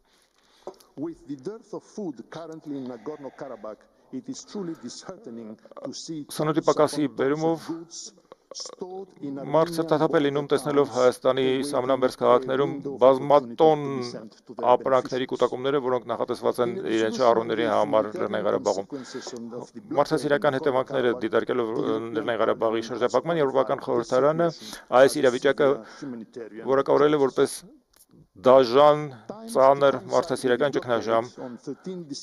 Դեկտեմբերի 13-22 թվականին շրջափակման հետ համընթաց Ադրբեջանը եւս մեկ անգամ բնական գազամատակարարումը կտրեց Լեռնային Ղարաբաղ առանց նախորոք որևէ զգուշացման, տներ, ձեռնարկություններ, հիվանդանոցներ եւ դպրոցներ թողնելով առանց ջերուցման սառը կեսին։ Բժշկական հաստատությունները ստիպված եղան պլանային վիրահատությունները դադարեցնել էներգիա եւ դեղամիջոց խնայելու համար, բոլոր դպրոցները, որոնք բնական գազային օգտագործում ջերուցման համար փակվեցին, էթնիկ հայ բնակավայրերի փողոցները դատարկեցին, քանի որ գազալցակայինները միայն շտապօգնության եւ հանրային տրանսպորտին եւ այլ լիազոր տրանսպորտային միջոցներին էին բաց թողնում բնական գազը։ Ինչպես պարոն Մարտինը բացատրեց, բնական գազի մատակարարումը դեկտեմբերի 16-ին վերականգնվեց, բայց դեկտեմբերի կեսից 23 թվական հունվարի կեսից 23 թվականին այն կրկին եւ կրկին կասեցվել է։ Եվրոպական խորհրդանի կողմից, ինչպես որ ընդգծվեց, այս մարդասիրական ճգնաժամը մեջբերում է լրացուցիչ վատթարացվեց Ադրբեջանի խաթարումների կողմից բնական գազի մատակարարումների դեպի Լեռնային Ղարաբաղ, որը տներ, հիվանդանոցներ եւ դպրոցներ թողեց առանց ջերուցման վերջ Եվրոպական խորհրդարանի մեջբերման։ Ավելին, միտումնավոր եւ կրկնվող խաթարումները սառնազորան պայմաններում գազամատակարարման համատեղվում են նաեւ շարունակական խաթարումների հետ էլեկտրական ցանցի եւ հեռարձակության գծերի խաթարման Լեռնային Ղարաբաղի ամբողջ տարածքում։ Սա ծանր խաթարումներ է մտցնում մարդկանց առօրյա կյանքի մեջ եւ հանգեցնում է մի շարք բացասական մարդասիրական հետևանքների, ինչպիսիք են էլեկտրականության պակաս, խաթարումներ կրթական պրոցեսի, դպրոցներում խաթարումներ ջերուցման կենսական կարևոր հաստատությունների, ինչպիսիք հիվանդանոցներն են, եւ խաթարումներ նաեւ բիզնեսների գործունեության։ Մարդիկ զրկված են ջերուցումից եւ տաք ջրի մատակարարումից, իշխանությունները ստիպված էին նորմավորում մտցնել վառելիքի, էլեկտրականություն խնայելու ջանքերով, հողարային անջատումներ օրական 6 ժամով ամեն տնային տնտեսության վրա պարտադրվեցին։ 23 թվականի հունվարի 23-ին մարդու իրավունքների պաշտպանը Արցախի իր հաշվետվության մեջ ներկայացնում է փաստեր, որոնք վերաբերում են լայնատարած եւ խոշորածավալ խախտումների Արցախի ազգամիջության իրավունքների, ելնելով նորմալ գործունեության միտումնավոր խաթարումների կենսական ենթակառուցվածքի Արցախում։ Այսպիսի խաթարումները քաղաքացիական բնակչությունը կանգնեցրել մարդասիրական աղետի եզրին։ Այս կետով ամփոփելով շրջափակումը եւ առնչվող միջոցները ավելի քան համոզիչ խախտումներ են իրենցից ներկայացնում սոցիալական իրավունքների 5-րդ հոդվածի Ե1 կետով ամրագրված այս իմաստով տիկին նախագահող եւ պատվարժան դատավորներ ուզում եմ ասեմ, որ Խտրականության բոլոր ձևերի վերացման կոնվենցիան շատ ավելի լայն ընդգրկում է իրավունքների ամփոփում, քան մարդու իրավունքների եվրոպական կոնվենցիան, որը նախորդ դեկտեմբերին Ստրասբուրգի Միետի կողմից էր պարտադրվել որպես միջանկյալ միջոց։ Այժմ հակիրճ անդրադառնում եմ վերջին կետին, կապին բոլոր վերահսկել իրավունքների միջև 2 եւ 5-րդ հոդվածների ներքո Խտրականության բոլոր ձևերի վերացման կոնվենցիայի եւ հայցվող միջոցների։ Միջանկյալ միջոցները, որոնք հայտնվում են, ակնհայտորեն կապված են իրավունքներին, որոնց պաշտպանությունը այստեղ հայցվում է, քանի որ այդ միջոցները, եթե պարտադրվեն, կապահովեն հենց այդ իրավունքների իրականացումը։ Իրավամբ, Լաչինի միջանցքի ապաշրջապակումը եւ անխաթար անձանց քաղաքացիական բնակչության տրանսպորտային միջոցների եւ ապրանքների շարժը ազատ միջանցքի երկու ուղղությամբ ավարտ կդնի Լեռնային Ղարաբաղի պաշարմանը էթնիկ հայերի 2-1 հոդվածի ամրագրած իրավունքների խախտմամբ։ Ապա շրջափակումը ազատ շրջանառությունը Լաչինի միջանցքի երկայնքով, ինչպես նաեւ վերականգնելը կամ ձեռնպահ մնալը բնական գազի եւ այլ հանրային ծառայությունների մատուցման պատրամից նույնպես վերջ կդնի մի շարք խտրական միջոցառումների, որոնք խախտում են 5-րդ հոդվածը կոնվենցիայի։ Մասնավորապես, այն վերջ կդնի վախեցնող միջոցներին էթնիկ հայերի դեմ ուղղված, որոնք առաջվում են շրջափակմանը։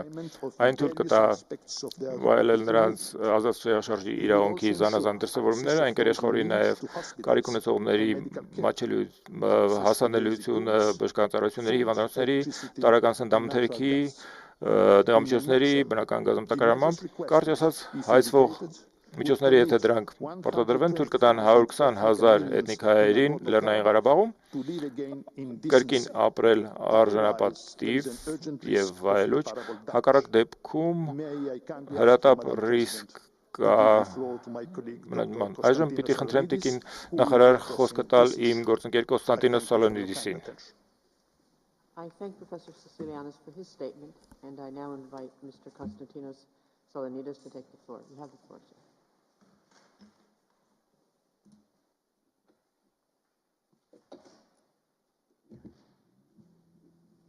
Եթե դա չարվի, ապա հետևանքները կարող են անուղելի լինել։ Տիկին նախագահ, խնդրում եմ խոսքը փոխանցել իմ գործընկերոջը դոկտոր Կոնստանտինոս Սալոնիդիսին։ Շնորհակալություն պրոֆեսոր Սիսիլիանոս, հրավիրում եմ պարոն Կոնստանտինոս Սալոնիդիսին ելույթ ունենալու։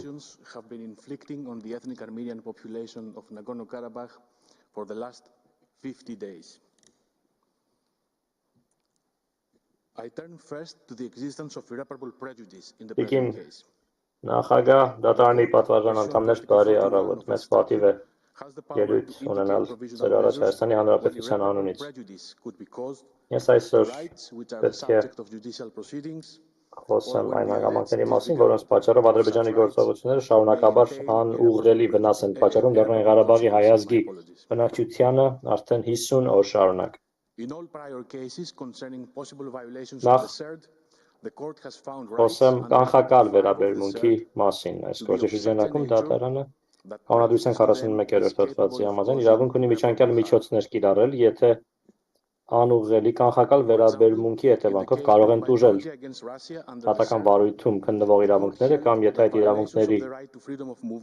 ոտնահարումը կարող է անուղղելի հետևանքներ առաջացնել։ Բոլոր նախկին գործերում, որոնց շրջանակում այս սերտ կոնվենցիայի հնարավոր խախտումներ կնքվել, դատարանը սերտ 5-րդ հոդվածով նախատեսված իրավունքները ճանաչել այնպիսին, որ դրանց նկատմամբ կանխակալ վերաբերմունքը կարող է անուղղելի վնաս պատճառել։ Օրինակ, Հայաստանն ընդդեմ Ռուսաստանի գործով սերտի շրջանակում դատարանը վճռեց, որ հրաշարժի ազատության իրավունքի խախտումները կարող են անուղղելի վնաս պատճառել այն իրավիճակներում, որոնցում համապատասխան անձին կրում են զրկանք, դժվարություն, տառապանք եւ անգամ վտանգ կյանքի եւ առողջության համար։ Կատարն ընդդեմ Մարոկկոյի Միացյալ Էմիրությունների գործով սերտի շրջանակում դատարանը արձանագրեց, որ կանխակալությունը կարող է անվերականգնելի անուղղելի համարվել նաև եթե անձանց նկատմամբ կիրառվում են ժամանակավոր կամ շարունակվող միջոցներ, որոնց հետևանքով նրանք կտրվում են ընտանիքից եւ կրում են հոգեբանական տառապանք, որում սովորողները չեն կարողանում քննությունները հանձնել հարկադրաբար բացակայելու հետևանքով մեջբերման ավարտ։ Միջնորդությամբ պահանջելով միջանկյալ միջոց Հայաստանը ձգտում է պաշտպանել էթնիկ հայերի իրավունքները կոնվենցիայի 5-րդ հոդվածի B, D եւ E ենթակետերով 4-րդ կետով, այդ թվում նաև հասարակական խտրականության պաշտպանության եւ խտրականության կանխարգելման եւ ենթակայի պաշտպանության 2-րդ հոդվածով նախատեսված հանգամանքները։ Ադրբեջանը այս հանգամանքներում վտանգել է 120,000 մարդկանց անվտանգությունը։ Նրանց զրկել տեղաշարժի ազատությունից եւ ընտանիքների հետ լինելու, սիրելի մարդկանց հետ լինելու իրավունքից, սնունդ, տեղորայք, բուժօգնություն, կրթություն, ջեռություն եւ էլեկտրաէներգիա ստանալու իրավունքներից սրտաշունչ ծմերվա ամիսներին դատարանը հիմքեր չունի վերանայելու իր ձևավորված նախադեպային պրակտիկան սերտի 5-րդ հոդվածի հիման վրա կամ իրավունքների հնարավոր ոտնահարումների վերաբերյալ ձևավորված դատական պրակտիկան։ Այժմ անցնեմ վերջին պայմանին, որի հիման վրա պետք է հիմնավորել միջանկյալ միջոցի կիրառությունը, դա հրատապության գործոնն է։ Դատարանը հստակորեն հայտնել է, որ միջանկյալ միջոցներ կիրառում է այն դեպքում, երբ մեջբերում կա հրատապություն, այն իմաստով, որ կա իրական եւ վրահաս բացասական հետևանքների առաջացման ռիսկ։ Այսինքն, եթե կա իրական եւ վրահաս ռիսկ, որ կարող է վնաս պատճառվել նախքան դատարանի կողմից վերջնական որոշման կայացումը։ Ինչի այս 50 օրերի ընթացքում շրջափակման տեղի ունեցել այսպիսով։ Եվ արդյոք բավարար հրատապության պայմանը կատարված է, որպեսզի դատարանը իրավազորություն ունենա։ Վերհիշենք հիմնական փաստերը։ Շրջափակումը սկսվեց 2022-ի դեկտեմբերի 12-ին։ Հարյուրավոր մարդիկ մնացին ձմեռվա ցուրտ ամիսներին ճանապարհին արգելափակված։ 1000 անձինք, ովքեր ընտանիքի անդամների էին այցելում կրթական միջոցառումների կամ այլ միջոցառումների մասնակցում կամ Լեռնային Ղարաբաղից դուրս գործերով զբաղվում, ակնթարթաբար կտրվեցին իրենց տներից եւ ընտանիքներից։ Այդ թվում մոտ 270 երեխա։ Միևնույն ժամանակ, ինչպես պարոն Մարտինն արդեն հիշատակեց, նախկինում օրական տեղափոխվում էր 400 տոննայի հիմնական ապրանք։ Այդ տեղափոխությունը անմիջապես դադարեց նաև ծանր հիվանդների տեղափոխությունը Հայաստան հրատապ բուժօգնության եւ պլանային բուժզնությունների նպատակով։ Երկրորդ օրվա դրությամբ ցուրտ ջերմաստիճանի պայմաններում ընդհատվեց գազամատակարարումը։ Ինչպես եւ նախորդ տարվա մարտին, Ադրբեջանը թույլ չտվեց, որպեսզի արագորեն արձագանքեն տեխնիկական մասնագետները եւ վերականգնեն գազամատակարարումը։ Գազամատակարարումը շարունակվեց 3 օր, որից հետո միջազգային ճնշման հագնացման պարագայում գազամատակարարումը վերականգնվեց։ 8-րդ օրվա դրությամբ շրջափակումը հետևանքով առաջին զոհը գրանցվեց։ Հեմոդիալիզի կարիք ունեցող լուրջ ծանր հիվանդ անձին 44 անձին չթույլատրեցին Լեռնային Ղարաբաղից դուրս բուժում ստանալ։ Նույն օրը բոլոր հիվանդանոցներում Լեռնային Ղարաբաղում բոլոր ոչ հրատապ պլանային վիրահատությունները կասեցվեցին տեղորայքի մատակարարումների ակնկալվող պակասի պատճառով։ 10-րդ օրվա դրությամբ մթերային խանութների դարակները արդեն դատարկ էին, թարմսենադամթերք չկար, հացաբուլկեղեն չկար, հացի գործարաններում չկար ալյուր, հաց թխելու համար, 11-րդ օրվա դրությամբ տեղատներում սպառվում էին հակաբիոտիկները, այլ ճնշման համար նախատեսված դեղերը, ինսուլինը եւ այլ կենսական դեղերը եւ բժշկական պարագաները։ 15-րդ օրվա դրությամբ գազի պակասի պատճառով կանխիկի գումարի սահմանափակումների պատճառով բանկերից կանխիկացման սահմանափակումներ կիրառվեցին։ 23-րդ օրվա դրությամբ տեղական իշխանությունները որոշեցին, որ սնունդ եւ հիմնական պարագաները կանոնավոր ներմուծելու անհնարինության պայմաններում պետական պատերազմական պահուստները պետք կլինի բաշխել։ 28-րդ օրվա դրությամբ սննդի անբավարարության պատճառով նախակրթարանները եւ մանկապարտեզները ամբողջ Լեռնային Ղարաբաղում փակեցին իրենց դռները։ Այժմ ավելի քան 3 շաբաթ է, ինչ կրտսեր տարիքի երեխաները չեն հաճախում կրթական հաստատություններ։ Նույն օրը Լեռնային Ղարաբաղ Հայաստանը միացնող բարձրավոլտ հոսանքի միակ գիծը վնասվեց եւ դաստիարակության դիվերսիոն գործողություններ։ Շրջափակման հետևանքով Լեռնային Ղարաբաղի տեխնիկական մասնագետներին թույլ չտվեցին տարածք մուտք գործել։ Էլեկտրամատակարարումը, հոսանքի մատակարարումն այդ ժամանակից ի վեր կայուն չէ։ 36-րդ օրվա դրությամբ բնական գազի մատակարարումը սովորական ծավալի շատ չնչին մասնաբաժին էր հասել։ Լեռնային Ղարաբաղի ինժեներները ասացին, որ դա նշանակում է, որ Ադրբեջանը դիտավորյալ փականը փակել է, որպեսզի նվազեցվի մատակարարվող ծավալը։ 37-րդ օրվա դրությամբ այս 50 օրվա ընթացքում երկրորդ անգամ արդեն բնական գազի մատակարարումը ամբողջովին կտրվեց, այդ ժամանակով ցերեկվա 12-ին եւ վերականգնվեց միայն 17:00-ին, հետո կրկին ընդհատվեց ժամը 21:00-ին։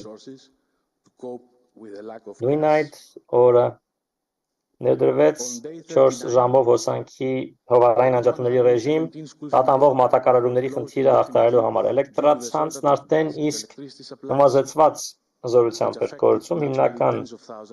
մատակարարման գծի, հոսանքագծի վնասման պատճառով։ Բնականաբար, բնական գազի կայուն մատակարարման բացակայության պայմաններում էլեկտրացանցը էլ ավելի է ծանրաբեռնում, քանի որ մարդիկ անցնում են էլեկտրականության միջոցով ջեռուցման գազի պակասը հաղթահարելու համար։ 39-րդ օրվա դրությամբ բոլոր 117 դպրոցները Լեռնային Ղարաբաղում անժամկետ փակվեցին գազի եւ էլեկտրամատակարարումների պակասի պատճառով, որի հետևանքով տուժեցին բնականաբար տասնյակ հազարավոր երեխաներ։ Բնական գազի մատակարարումը մնում էր անջատված։ 40-րդ օրվա դրությամբ գազամատակարարումը վերականգնվեց։ Էլեկտրաէներգիայի ցանցի ճնշումը նվազեցնելու համար, սակայն որոշվեց ամբողջ Լեռնային Ղարաբաղում հովանային անջատումների տևողությունը երկարացնել, օրական 4-ից հասցնելով 6 ժամի։ Նույն այդ օրը վաուչերներով, սննդամթերքի, բաշխման, չափաբաժիններով հատկացման համակարգներ դրվեց։ 41-րդ օրը 20:00-ին տեղական ժամանակով գազամատակարարումը հերթական անգամ անջատվեց։ Արդեն 4-րդ անգամն էր։ Մոտ 1 ամսվա ընթացքում։ Հաջորդ 3.5 օրերի ընթացքում գազամատակարարումը երբևէ չգերազանցեց սովորական ծավալի 11%-ը։ Գազի այդ չնչին ծավալը հազիվ էր բավականացնում հաց թխելու եւ հիվանդանոցները նվազագույնս ջեռուցելու համար։ 44-րդ օրվա դրությամբ մթերային խանութները Լեռնային Ղարաբաղում դատարկված են, գրեթե որևէ ապրանք չկար։ Երեխաների կաթի խառնուրդ գրեթե չէր ճարվում արդեն։ 45-րդ օրվա դրությամբ Լեռնային Ղարաբաղում գազալացակայանները ստիպված փակվեցին, որովհետև գազը ուղղվում էր հացի արտադրամասերին եւ հիվանդանոցներին, բուժիմնարկներին։ 46-րդ օրվա դրությամբ ավելի քան 250 տոննա մարդասիրական օգնությունը, որը ուղևորվելու էր Ստեփանակերտ, մնում էր Գորիսի պահեստներում։ Հնարավորություն չունենալով հասնել արկելապատնեշից, արկելափակումից անկում։ Ստեփանակերտի բնակիչները սոցիալական ցանցերում սկսեցին տարհանման կեղծ կոչեր ստանալ։ Տեղի իշխանությունները հայտարարեցին, որ դա Ադրբեջանի հետախուզական ծառայությունների փորձն է խուճապ սերմանելու բնակչության շրջանում։ 47-րդ օրվա դրությամբ տեղի իշխանությունները սկսեցին բարելափայտ եւ փայտի վառարաններ բաժանել բնակիչներին։ Գազամատակարարումը massամբ այդ օրը վերականգնվեց, բայց մատակարարվում էր միայն Ստեփանակերտի բնակիչներին։ Երջուկս էլեկտրամատակարարման համակարգի սովորականից ավելի մեծ պահանջարկի։ The English versions of some of the very bulletins that residents of Nagorno-Karabakh receive daily from the local authorities. These bulletins update them on what new cruelty Azerbaijan's actions are inflicting upon them and convey information 48-րդ օրը գազամատակարարումը կրկին ընդհատվեց։ Գազամատակարարումը կարծես վերականգնվել է այս նիստից անմիջապես առաջ։ Տիկին նախագահ Տատարյանի պատվարժան անդամներ։ 24 ժամ առաջվա դրությամբ դա էր իրավիճակը։ Իրավիճակը մնում է վտանգավոր։ Ձևակողում ենք 50-րդ օրը։ Բաժանվածնյութի երկրորդ գլխում անգլերեն տարբերակով ներկայացված են այն տեղեկանքների թարգմանությունները, որոնք ԼՂ բնակիչները ստանում են տեղի իշխանություններից։ Այնտեղ մանրամասնեցված են Ադրբեջանի իշխանությունների կողմից կատարվող դաժան գործողությունները եւ ամենօր բնակիչներին տեղեկություններ են հաղորդում այն մասին, թե ինչպես լավագույնս հաղթահարել հետևանքները։ Ամերիկան 1000 անձ կտրված է ընտանիքներից եւ ընկերներից, այդում հարյուրավոր երեխաներ։ Պատկերացրեք, վերջին 50 օրերին ամեն րոպեի ընթացքում այդ երեխաների ծնողները ինչ են զգացել հենց իրենք երեխաները։ Վերջին 50 օրերի ընթացքում Լեռնային Ղարաբաղի մոտ 1 տասնյակ բնակիչներ են անցել այդ ճանապարհով, կամ արտերկիր գնացել, կամ Հայաստան։ Ընտանիքի անդամները նրանց չեն կարողացել։ Ընտանիքները չեն կարողացել նաև մահացածներին թաղման արարողությանը մասնակցել, քանի որ չեն կարող տեղափոխվել։ Անցնում են միայն խաղաղապահների կամ ԲԽՄԿ-ի ուղեկցությամբ, այսպես կոչված ցուցարարները իսկապես վերահսկում են այս անձանց կյանքը եւ մահը։ Քիմիաթերապիան Սամոնից այս կողմ քաղցկեղի կլինիկաներում հնարավոր չէ ստանալ, այսինքն խնամարումները բուժում չեն ստանում արդեն 7 շաբաթ։ Քաղցկեղից վերականգնվելու, բուժվելու շանսերը կամաց-կամաց զրոյանում են։ Այս պայմանությամբ հարյուրավոր պլանային վիրահատություններ անժամկետ կասեցված են։ Հիվանդանոցների պալատները հնարավոր չէ բավականաչափ ջեռուցել, որպեսզի անվտանգ նվազագույն ջերմաստիճանը 14 աստիճան Ցելսիուս ապահովվի։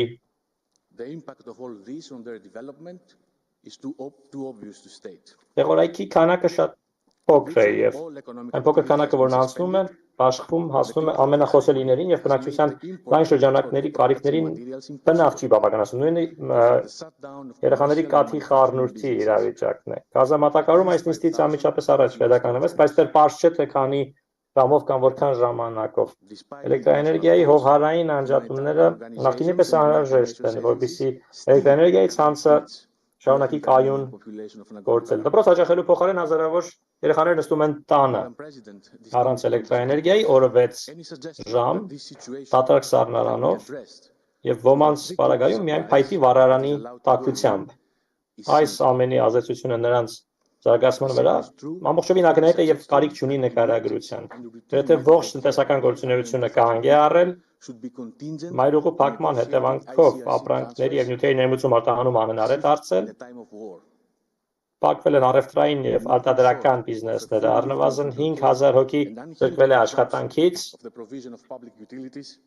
will bring relief. Չնայած միջազգային կոչերին, միջազգային կազմակերպությունների եւ ՄԱԿ-ի կառույցների համար դեռևս հնարավորություն չկա հասնելու Լեռնային Ղարաբաղի հայազգի բնակչությանը։ Տիկին նախագահ, Դատարանի պատվարժան անդամներ, ցանկացած պնդում, թե այս իրավիճակը կարող է լուծվել այն չնչին մատակարարումներով, որոնք թույլ են տալիս տեղ հասցնել, ցինիզմի դրսևորումներ կլինեին։ Կամ նույնը ցանկացած պնդում, թե 120,000 մարդկանց հարատապ եւ ընթացիկ բուժօգնության համար ամեն անգամ պետք է բանակցել ԿԽՄԿ-ի հետ տեղափոխության հարց, կարծես պատերազմական իրավիճակ լինի։ Արգելափակում պետք է ամբողջովին վերացվի եւ պետք է ապահովի հանրային ծառայությունների անխոչնդոտ հասանելիությունը, որպեսզի այս դաժան արգելափակումից դժողների համար հետևանքները վերացվեն։ Ասեմ Հայաստանի եզրակացությունը չէ, այս եզրակացությունը նաև միջազգային հանրության եզրակացությունն է։ Տեսեք էկրանին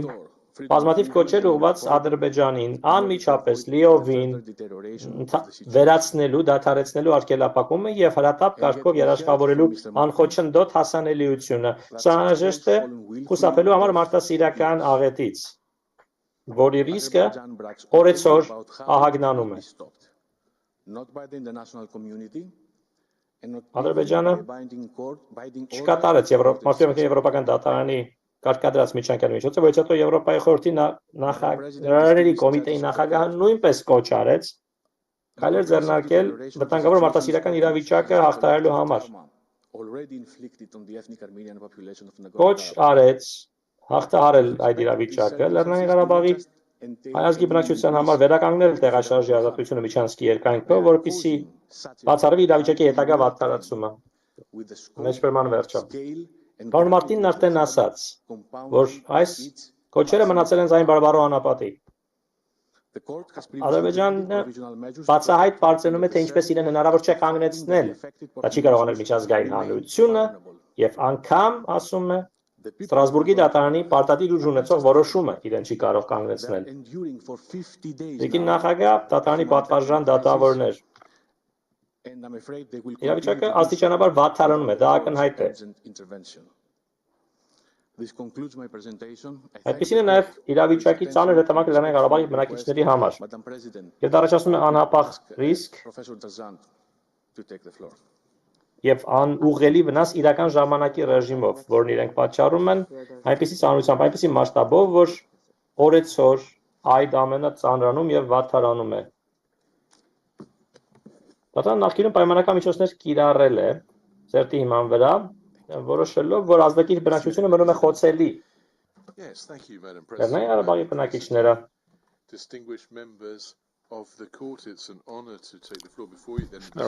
Իսունորեն պատասխանական ճգնաժամը շարունակվում է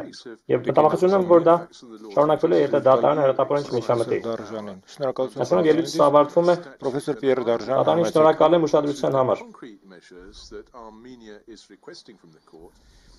Պրոֆեսոր Դարժան, խնդրեմ։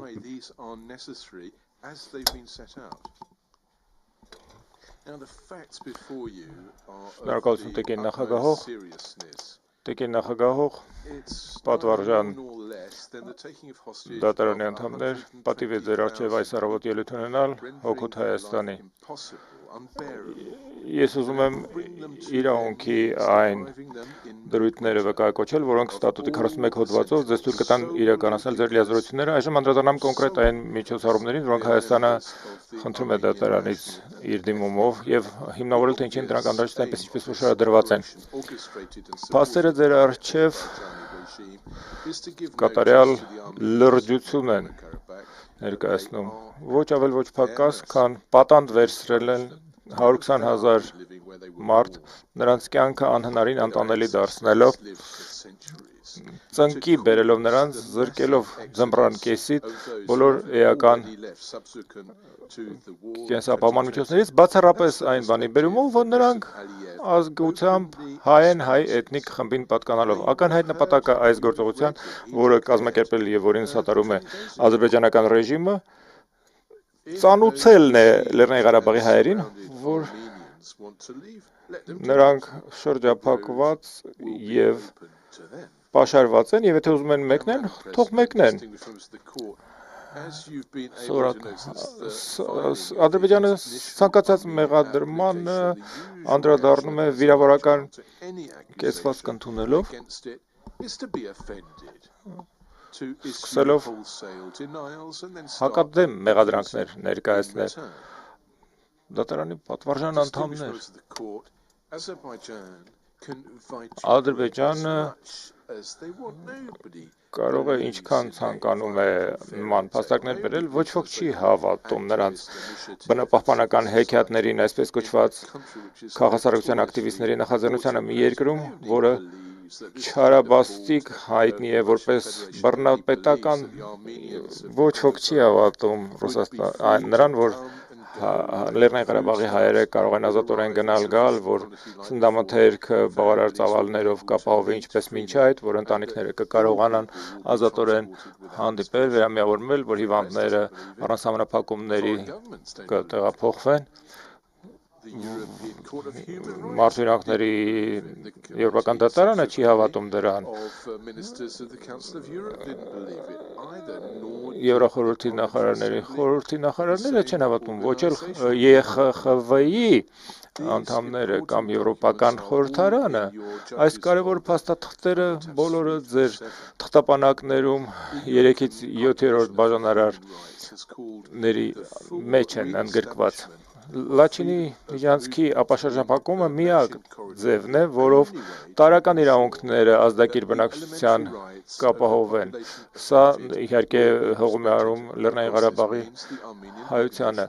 Կարևոր ՀԿ-ները նույնպես մարդասիրական աղետի հրատապությունն են վերհանում։ Դատարանի պատվարժան անդամներ հասկանում եք, որ միայն կամ ռուս խաղապահների կամ Կարմիր խաչի կոմիտեի կողմից պետք է ամենից ծանր հիվանդներին նախորոք համաձայնեցմամբ հնարավորություն ընձեռել տեղափոխել Ստեփանակերտից, նույնը վերաբերում է նաև նրանց, ում խնամքը հնարավոր չէ ապահովել Ստեփանակերտի հիվանդանոցում։ Սննդամթերքի և ցանկացած էական առօրյա ապրանքների մատակարարումը մի բարակ ընդամենը խողովակի է նվազել։ Այսպես կոչված բողոքավորները, ցուցավորները հետ են քաշվում ճանապարհից, երբ մոտենում են համապատասխան շարասյուները, քանի որ նրանք գործում են Բաքվից ստացած հրահանգներով։ Դատարանի պատվարժան անդամներ, Ադրբեջանը պաշարում է, պարզ ասած, Լեռնային Ղարաբաղը, որովհետև հայերը ուզում են շարունակել այնտեղ ապրել։ Միակ պատճառը, եւ Ադրբեջանը չի կարող սա տանել։ Ղարաբաղը պետք է իր մշակույթը, մոտեցումը փոխի, որպեսզի աշխարհիկ հայկական ներկայության ամեն հետ բնաջնջվի Ղարաբաղից։ Ղարաբաղի այսպես կոչված էկոակտիվիստները պաշտոնական կարգախոսներն են կրկնում, սպիտակ, հիշում եք, աղավնին այնքան ցնցեց իր ձեռքերում այսպես կոչված էկոակտիվիստը, մինչև այն սատակեց։ Ղարաբաղը Ադրբեջան է, սա է կարգախոսքը, սա է այն կարգախոսը, սա տարածքային և էթնիկ կարգախոս է, սա նշանակում է հայերը տեղ չունեն Լեռնային Ղարաբաղում։ Փաստերը խոսում են պերճախոս, և սրանք ձեր դատարանը վերջին պահապանն է կոնվենցիայի խտրականություն բոլորի վերացման դեմ։ Ադրբեջանը ստորագրել է այն, բայց գործում է հակառակ, նույնիսկ եթե բնապահպանական պատրվակները ճշմարիտ լինեին, միևնույն է Ադրբեջանը կոնվենցիայի հրամայականով է սահմանափակված, դու չես փրկում բնությունը կամ բնական ռեսուրսները, թույլ չտալով 120 հոգու ուտել կամ զրկելով նրանց հրատապ բուժօգնությունից։ Տարրական մարդու իրավունքների այս խախտումը թիրախավորում է անհատներին ելնելով հենց կոնվենցիայով արգելված հիմունքներից։ Ճանապարհը շրջափակված է դեկտեմբերի 12-ից եւ այն սպասարկում էր միայն Լեռնային Ղարաբաղի հայ ազգամնակցությանը եւ պաշտպանված կարգավիճակ ուներ 20 թվականի համաձայնությամբ հենց այդ պատճառով, բայց Ադրբեջանը փորձում է ձեզ համոզել, որ իր շրջափակումը որևէ կերպ խտրականություն չի ներկայացնում։ Պատվարժան դատարանի անդամներ Ադրբեջանի պլանը միջով տեսնելու համար դուք ձեզ պետք է պարզ հարց տաք։ Ինչի բեմադրել այսպես կոչված բողոքի ցույց հենց այստեղ, ինչու դա անել ձմռան կեսին եւ ինչի 50 օր շարունակ արդեն առանց դրա վերջը տեսնելու դա անել։ Դուք գիտեք, Ադրբեջանը խուլ է մնացել բազմաթիվ կոչերի միջազգային հանրության ավարտելու շրջափակումը, ուստի ինչպես եւ դեկտեմբերի 12-ին Ադրբեջանը անտեսել է միեդի հրահանգած միջանկյալ միջոցները, ոչ էլ նախարարների խորհրդի հրահանգները, որը բացառիկորեն դրան հրահանգել է դանել։ Ձեր դատարանը պարտավոր է գործել եւ դուք պետք է գործեք անհապաղորեն, եթե դուք չհրահանգեք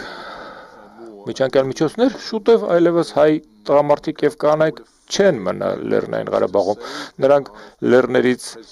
կհեռանան կյանքը փրկելու համար, ինչպես որ նրանց կոչ է անում հրավիրում է նախագահ Ալիևը, եթե դուք հրահանգեք միջանկյալ միջոցները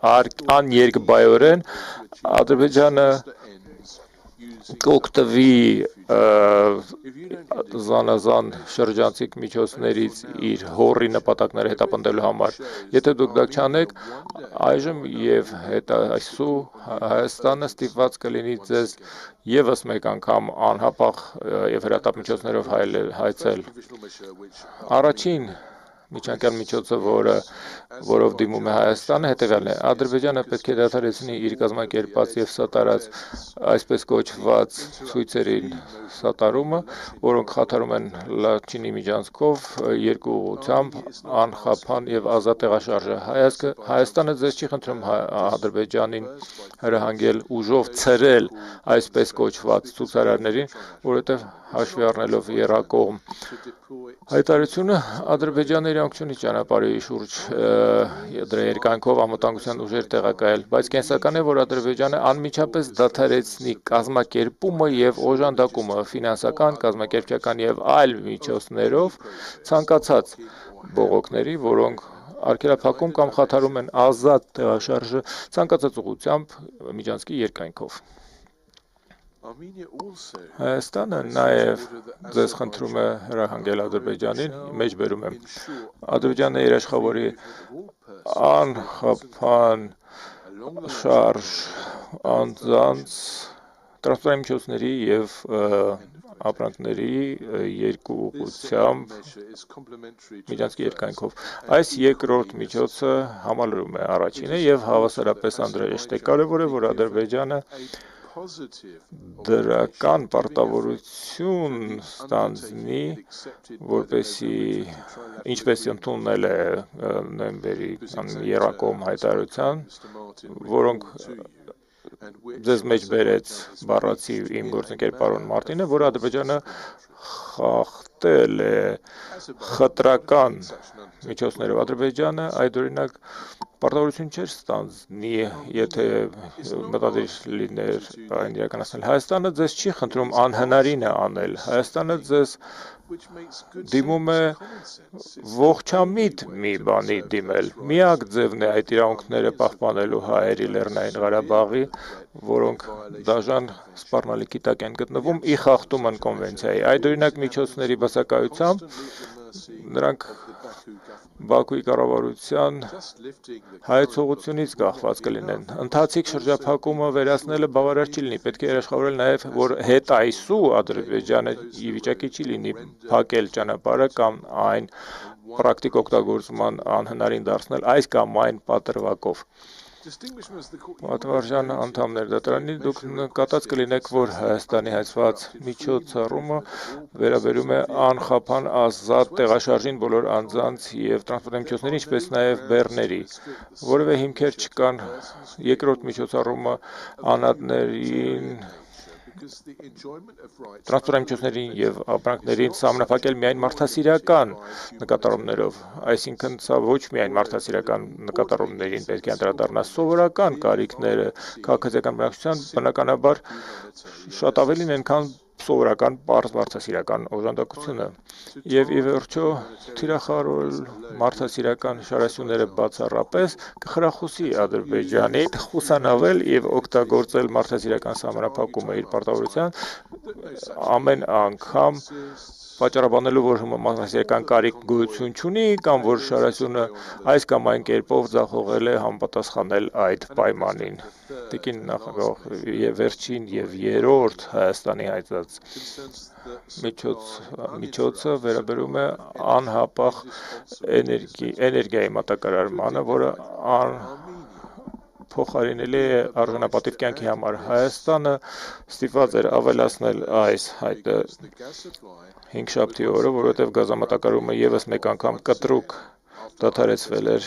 եւս մեկ անգամ դեկտեմբերի 27-ի մեր հայտից հետո այն վերականգնվեց հենց նախորդին։ Իմ գործընկերներ Մարտինը եւ Սալոնիդիսը ձեզ մանրամասն փաստացի ժամանակագրությունը ներկայացրեցին, ինչպես նաեւ Ադրբեջանի բերած պատրվակները շարադրվեցին։ Իհարկե Ադրբեջանը անմիջապես չի արձագանքել իրոք միջանկյալ միջոցին Հայաստանի կողմից ասված, չնայած այն 4 օր այս լսումներից առաջ է ներկայացված եւ որևէ հավելյալ լրացուցիչ միջոցներ հայցվել են նաեւ այլ գործերով ընդཐུպ մինչեւ լսմանը նախորդող 1 օր առաջ, այսպիսի ուստի այստեղ որևէ անհարկի բան չկա։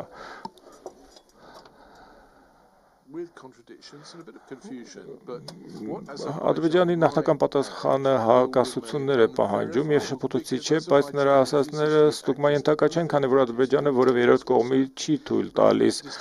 մատչելիության վայելել խնդրարար կատարածքների։ Ես կուզեի 1 վայրկյան անդրադառնալ հունվարի 27-ի Ադրբեջանի նամակին, որտեղ նրանք արձագանքել են մեր լրացուցիչ միջանկյալ միջոցի հայտի։ Այս նամակը բացահայտում է խտրական պլանը Բաքուի կառավարության ըստ էության։ Ցանկացած կառավարություն, որը մտահոգված է իր սեփական տարածք համարած գոտներում քաղաքացիների իրավունքներով, չի մերժի, որ իր պատասխանատվությունը երաշխավորելն է կանոնավոր մատակարարում նույն արագությամբ եւ նկատառումներով կենսամիջոցների, բայց այս նամակում որևէ նախադասություն չկա առ այդ կամ որևէ հանձնառություն կանխել այսպես կոչված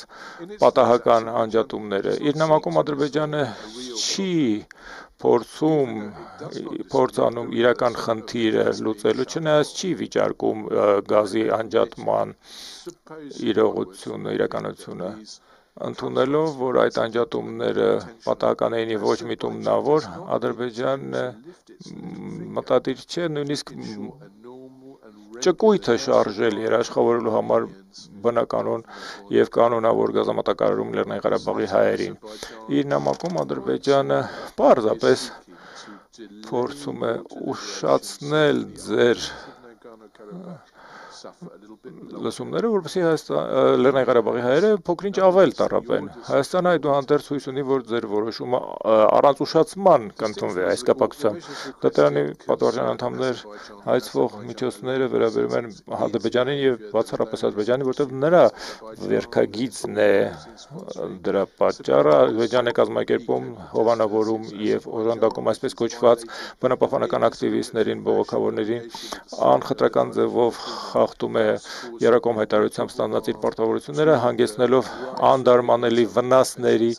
կոնվենցիայով ճանաչված իրավունքների։ Ադրբեջանն է պատասխանատու գազի եւ հոսանքի մատակարարման համար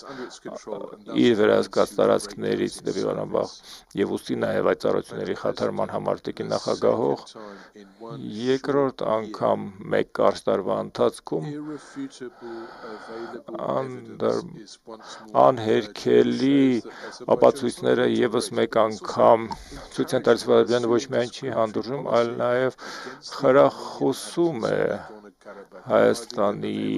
Լեռնային Ղարաբաղի հայ ազգանության դեմ խտրական միջոցները, նպատակի տապնելով խրախուսել նրանց թողնել իրենց պապենական հողերը խուսափելու համար ողորմելի վիճակից, որ նրանց պարտադրվում է։ Իր նամակում Հումարիքսյանթի Ադրբեջանը շրջափակման զոհերին բնութագրում է որպես մեջբերում իր հայազգի քաղաքացիները, բայց եւ այնպես Ադրբեջանը հրաժարվում է, համառորեն հրաժարվում է հենց այդ հայազգի քաղաքացիներին այն իրավունքները, որը ինքը շնորհում է իր բոլոր մնացած քաղաքացիներին ազատ գնալ, գալ, սնվել, առողջապահական ծառայություններից օգտվել եւ թեական նա փորձում է Ադրբեջանը ասես Հայաստանի հետ հարաբերությունները բարելավել, չի կարող, արդյոք շատ կլինի պահանջել, որպեսզի արժանապատիվ տանելի կենսապայմաններ ապահովի Ղարաբաղի հայության համար, որ պետությունն է իր իսկ քաղաքացիներին այդպեսի վերաբերմունք դրսևորում, պաշարման մեջ դնելով 120,000 անձանց այլ էթնիկ ծագումի, այն պատրվակով, որ իր լեռնահանքային ռեսուրսները անտանելի կերպով շահագործվում են։ Մեծապատիվ դատավորներ, այս բնապահպանական բողոքները, որոնց սատարում, կազմակերպում եւ ողջունվում է Ադրբեջանը, ակնհայտորեն ցույց են տալիս, որ Ադրբեջանի ընդերքը իր համար ավելի թանկ է, քան տղամարդիկ, կանայք եւ ծերունիներն ու երեխաները, հայերը, որոնք ապրում են դրա վրա։ Այս համատեքստում կատաղի դիմադրությունը, որ Ադրբեջանը դրսևորում է տարական մի խնդրանքի ի պատասխան, մեզ դրդում է վախենալ ամենավատթարագույնից։ Այս կատաղի դիմադրությունը պետք է բավարար լինի ինքնին համոզելու, որ դուք անհապաղ գործեք։ Իրականում միջանկյալ միջոցները, որոնք հայտնում է Հայաստանը, հետևյալն են։ Հայաստանը ոչ մի բան ավել չի խնդրում, քան երաշխավորել, որ մինչև դեկտեմբերի 12-ը եղած իրավիճակը վերականգնվի։ Սա բացառապես անհրաժեշտ է վերապրելն ապահովելու համար 120 էթնիկ հայերի, որոնք շրջափակված եւ դանդաղորեն խեղդվում են իրենց սարերում։ Ձեր որոշումը ըստ էության պետք է ընդունվի եւ անմիջապես։ Հայաստանը վստահորեն հույս է հայտնում, որ ձեր դատարանի իմաստությունը կգերիշխի։ Մենք համոզված ենք, որ դուք կկարողանաք ծխածածկույցը խոցել, որը ստեղծվելու է այս երեկո եւ վաղ առավոտյան ադրբեջանցիների կողմից։ Շնորհակալություն ձեր ուշադրության համար։ Պիտի խնդրեմ տիկին նախագահող դոկտոր Եղիշե Կիրակոսյանին խոսքը տալ, որպես Հայաստանի ներկայացուցիչ վերջնական ելույթի համար։ Շնորհակալություն պրոֆեսոր Դարժան, այժմ խոսքը տալիս եմ Հայաստանի ներկայացուցիչ նորին գերազանցություն Եղիշե Կիրակոսյանին։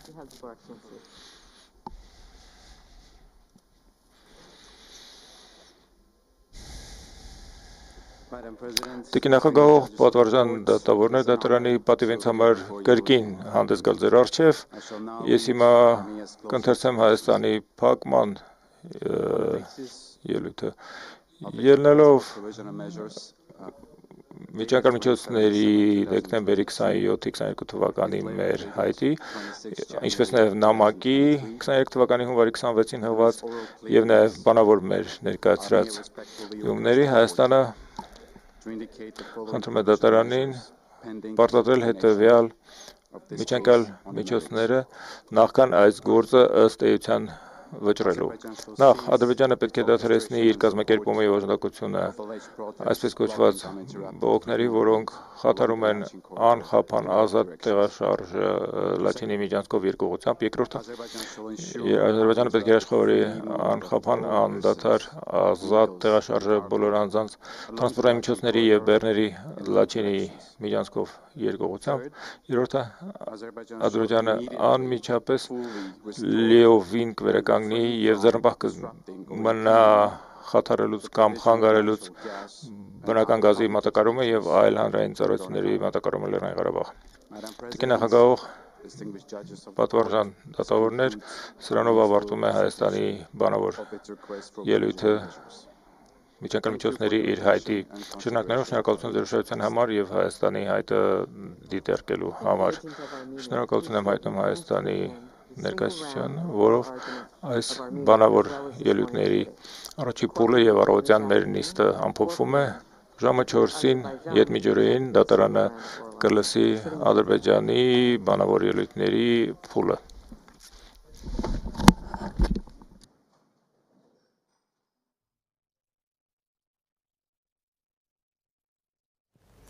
Շարունակենք թողարկումը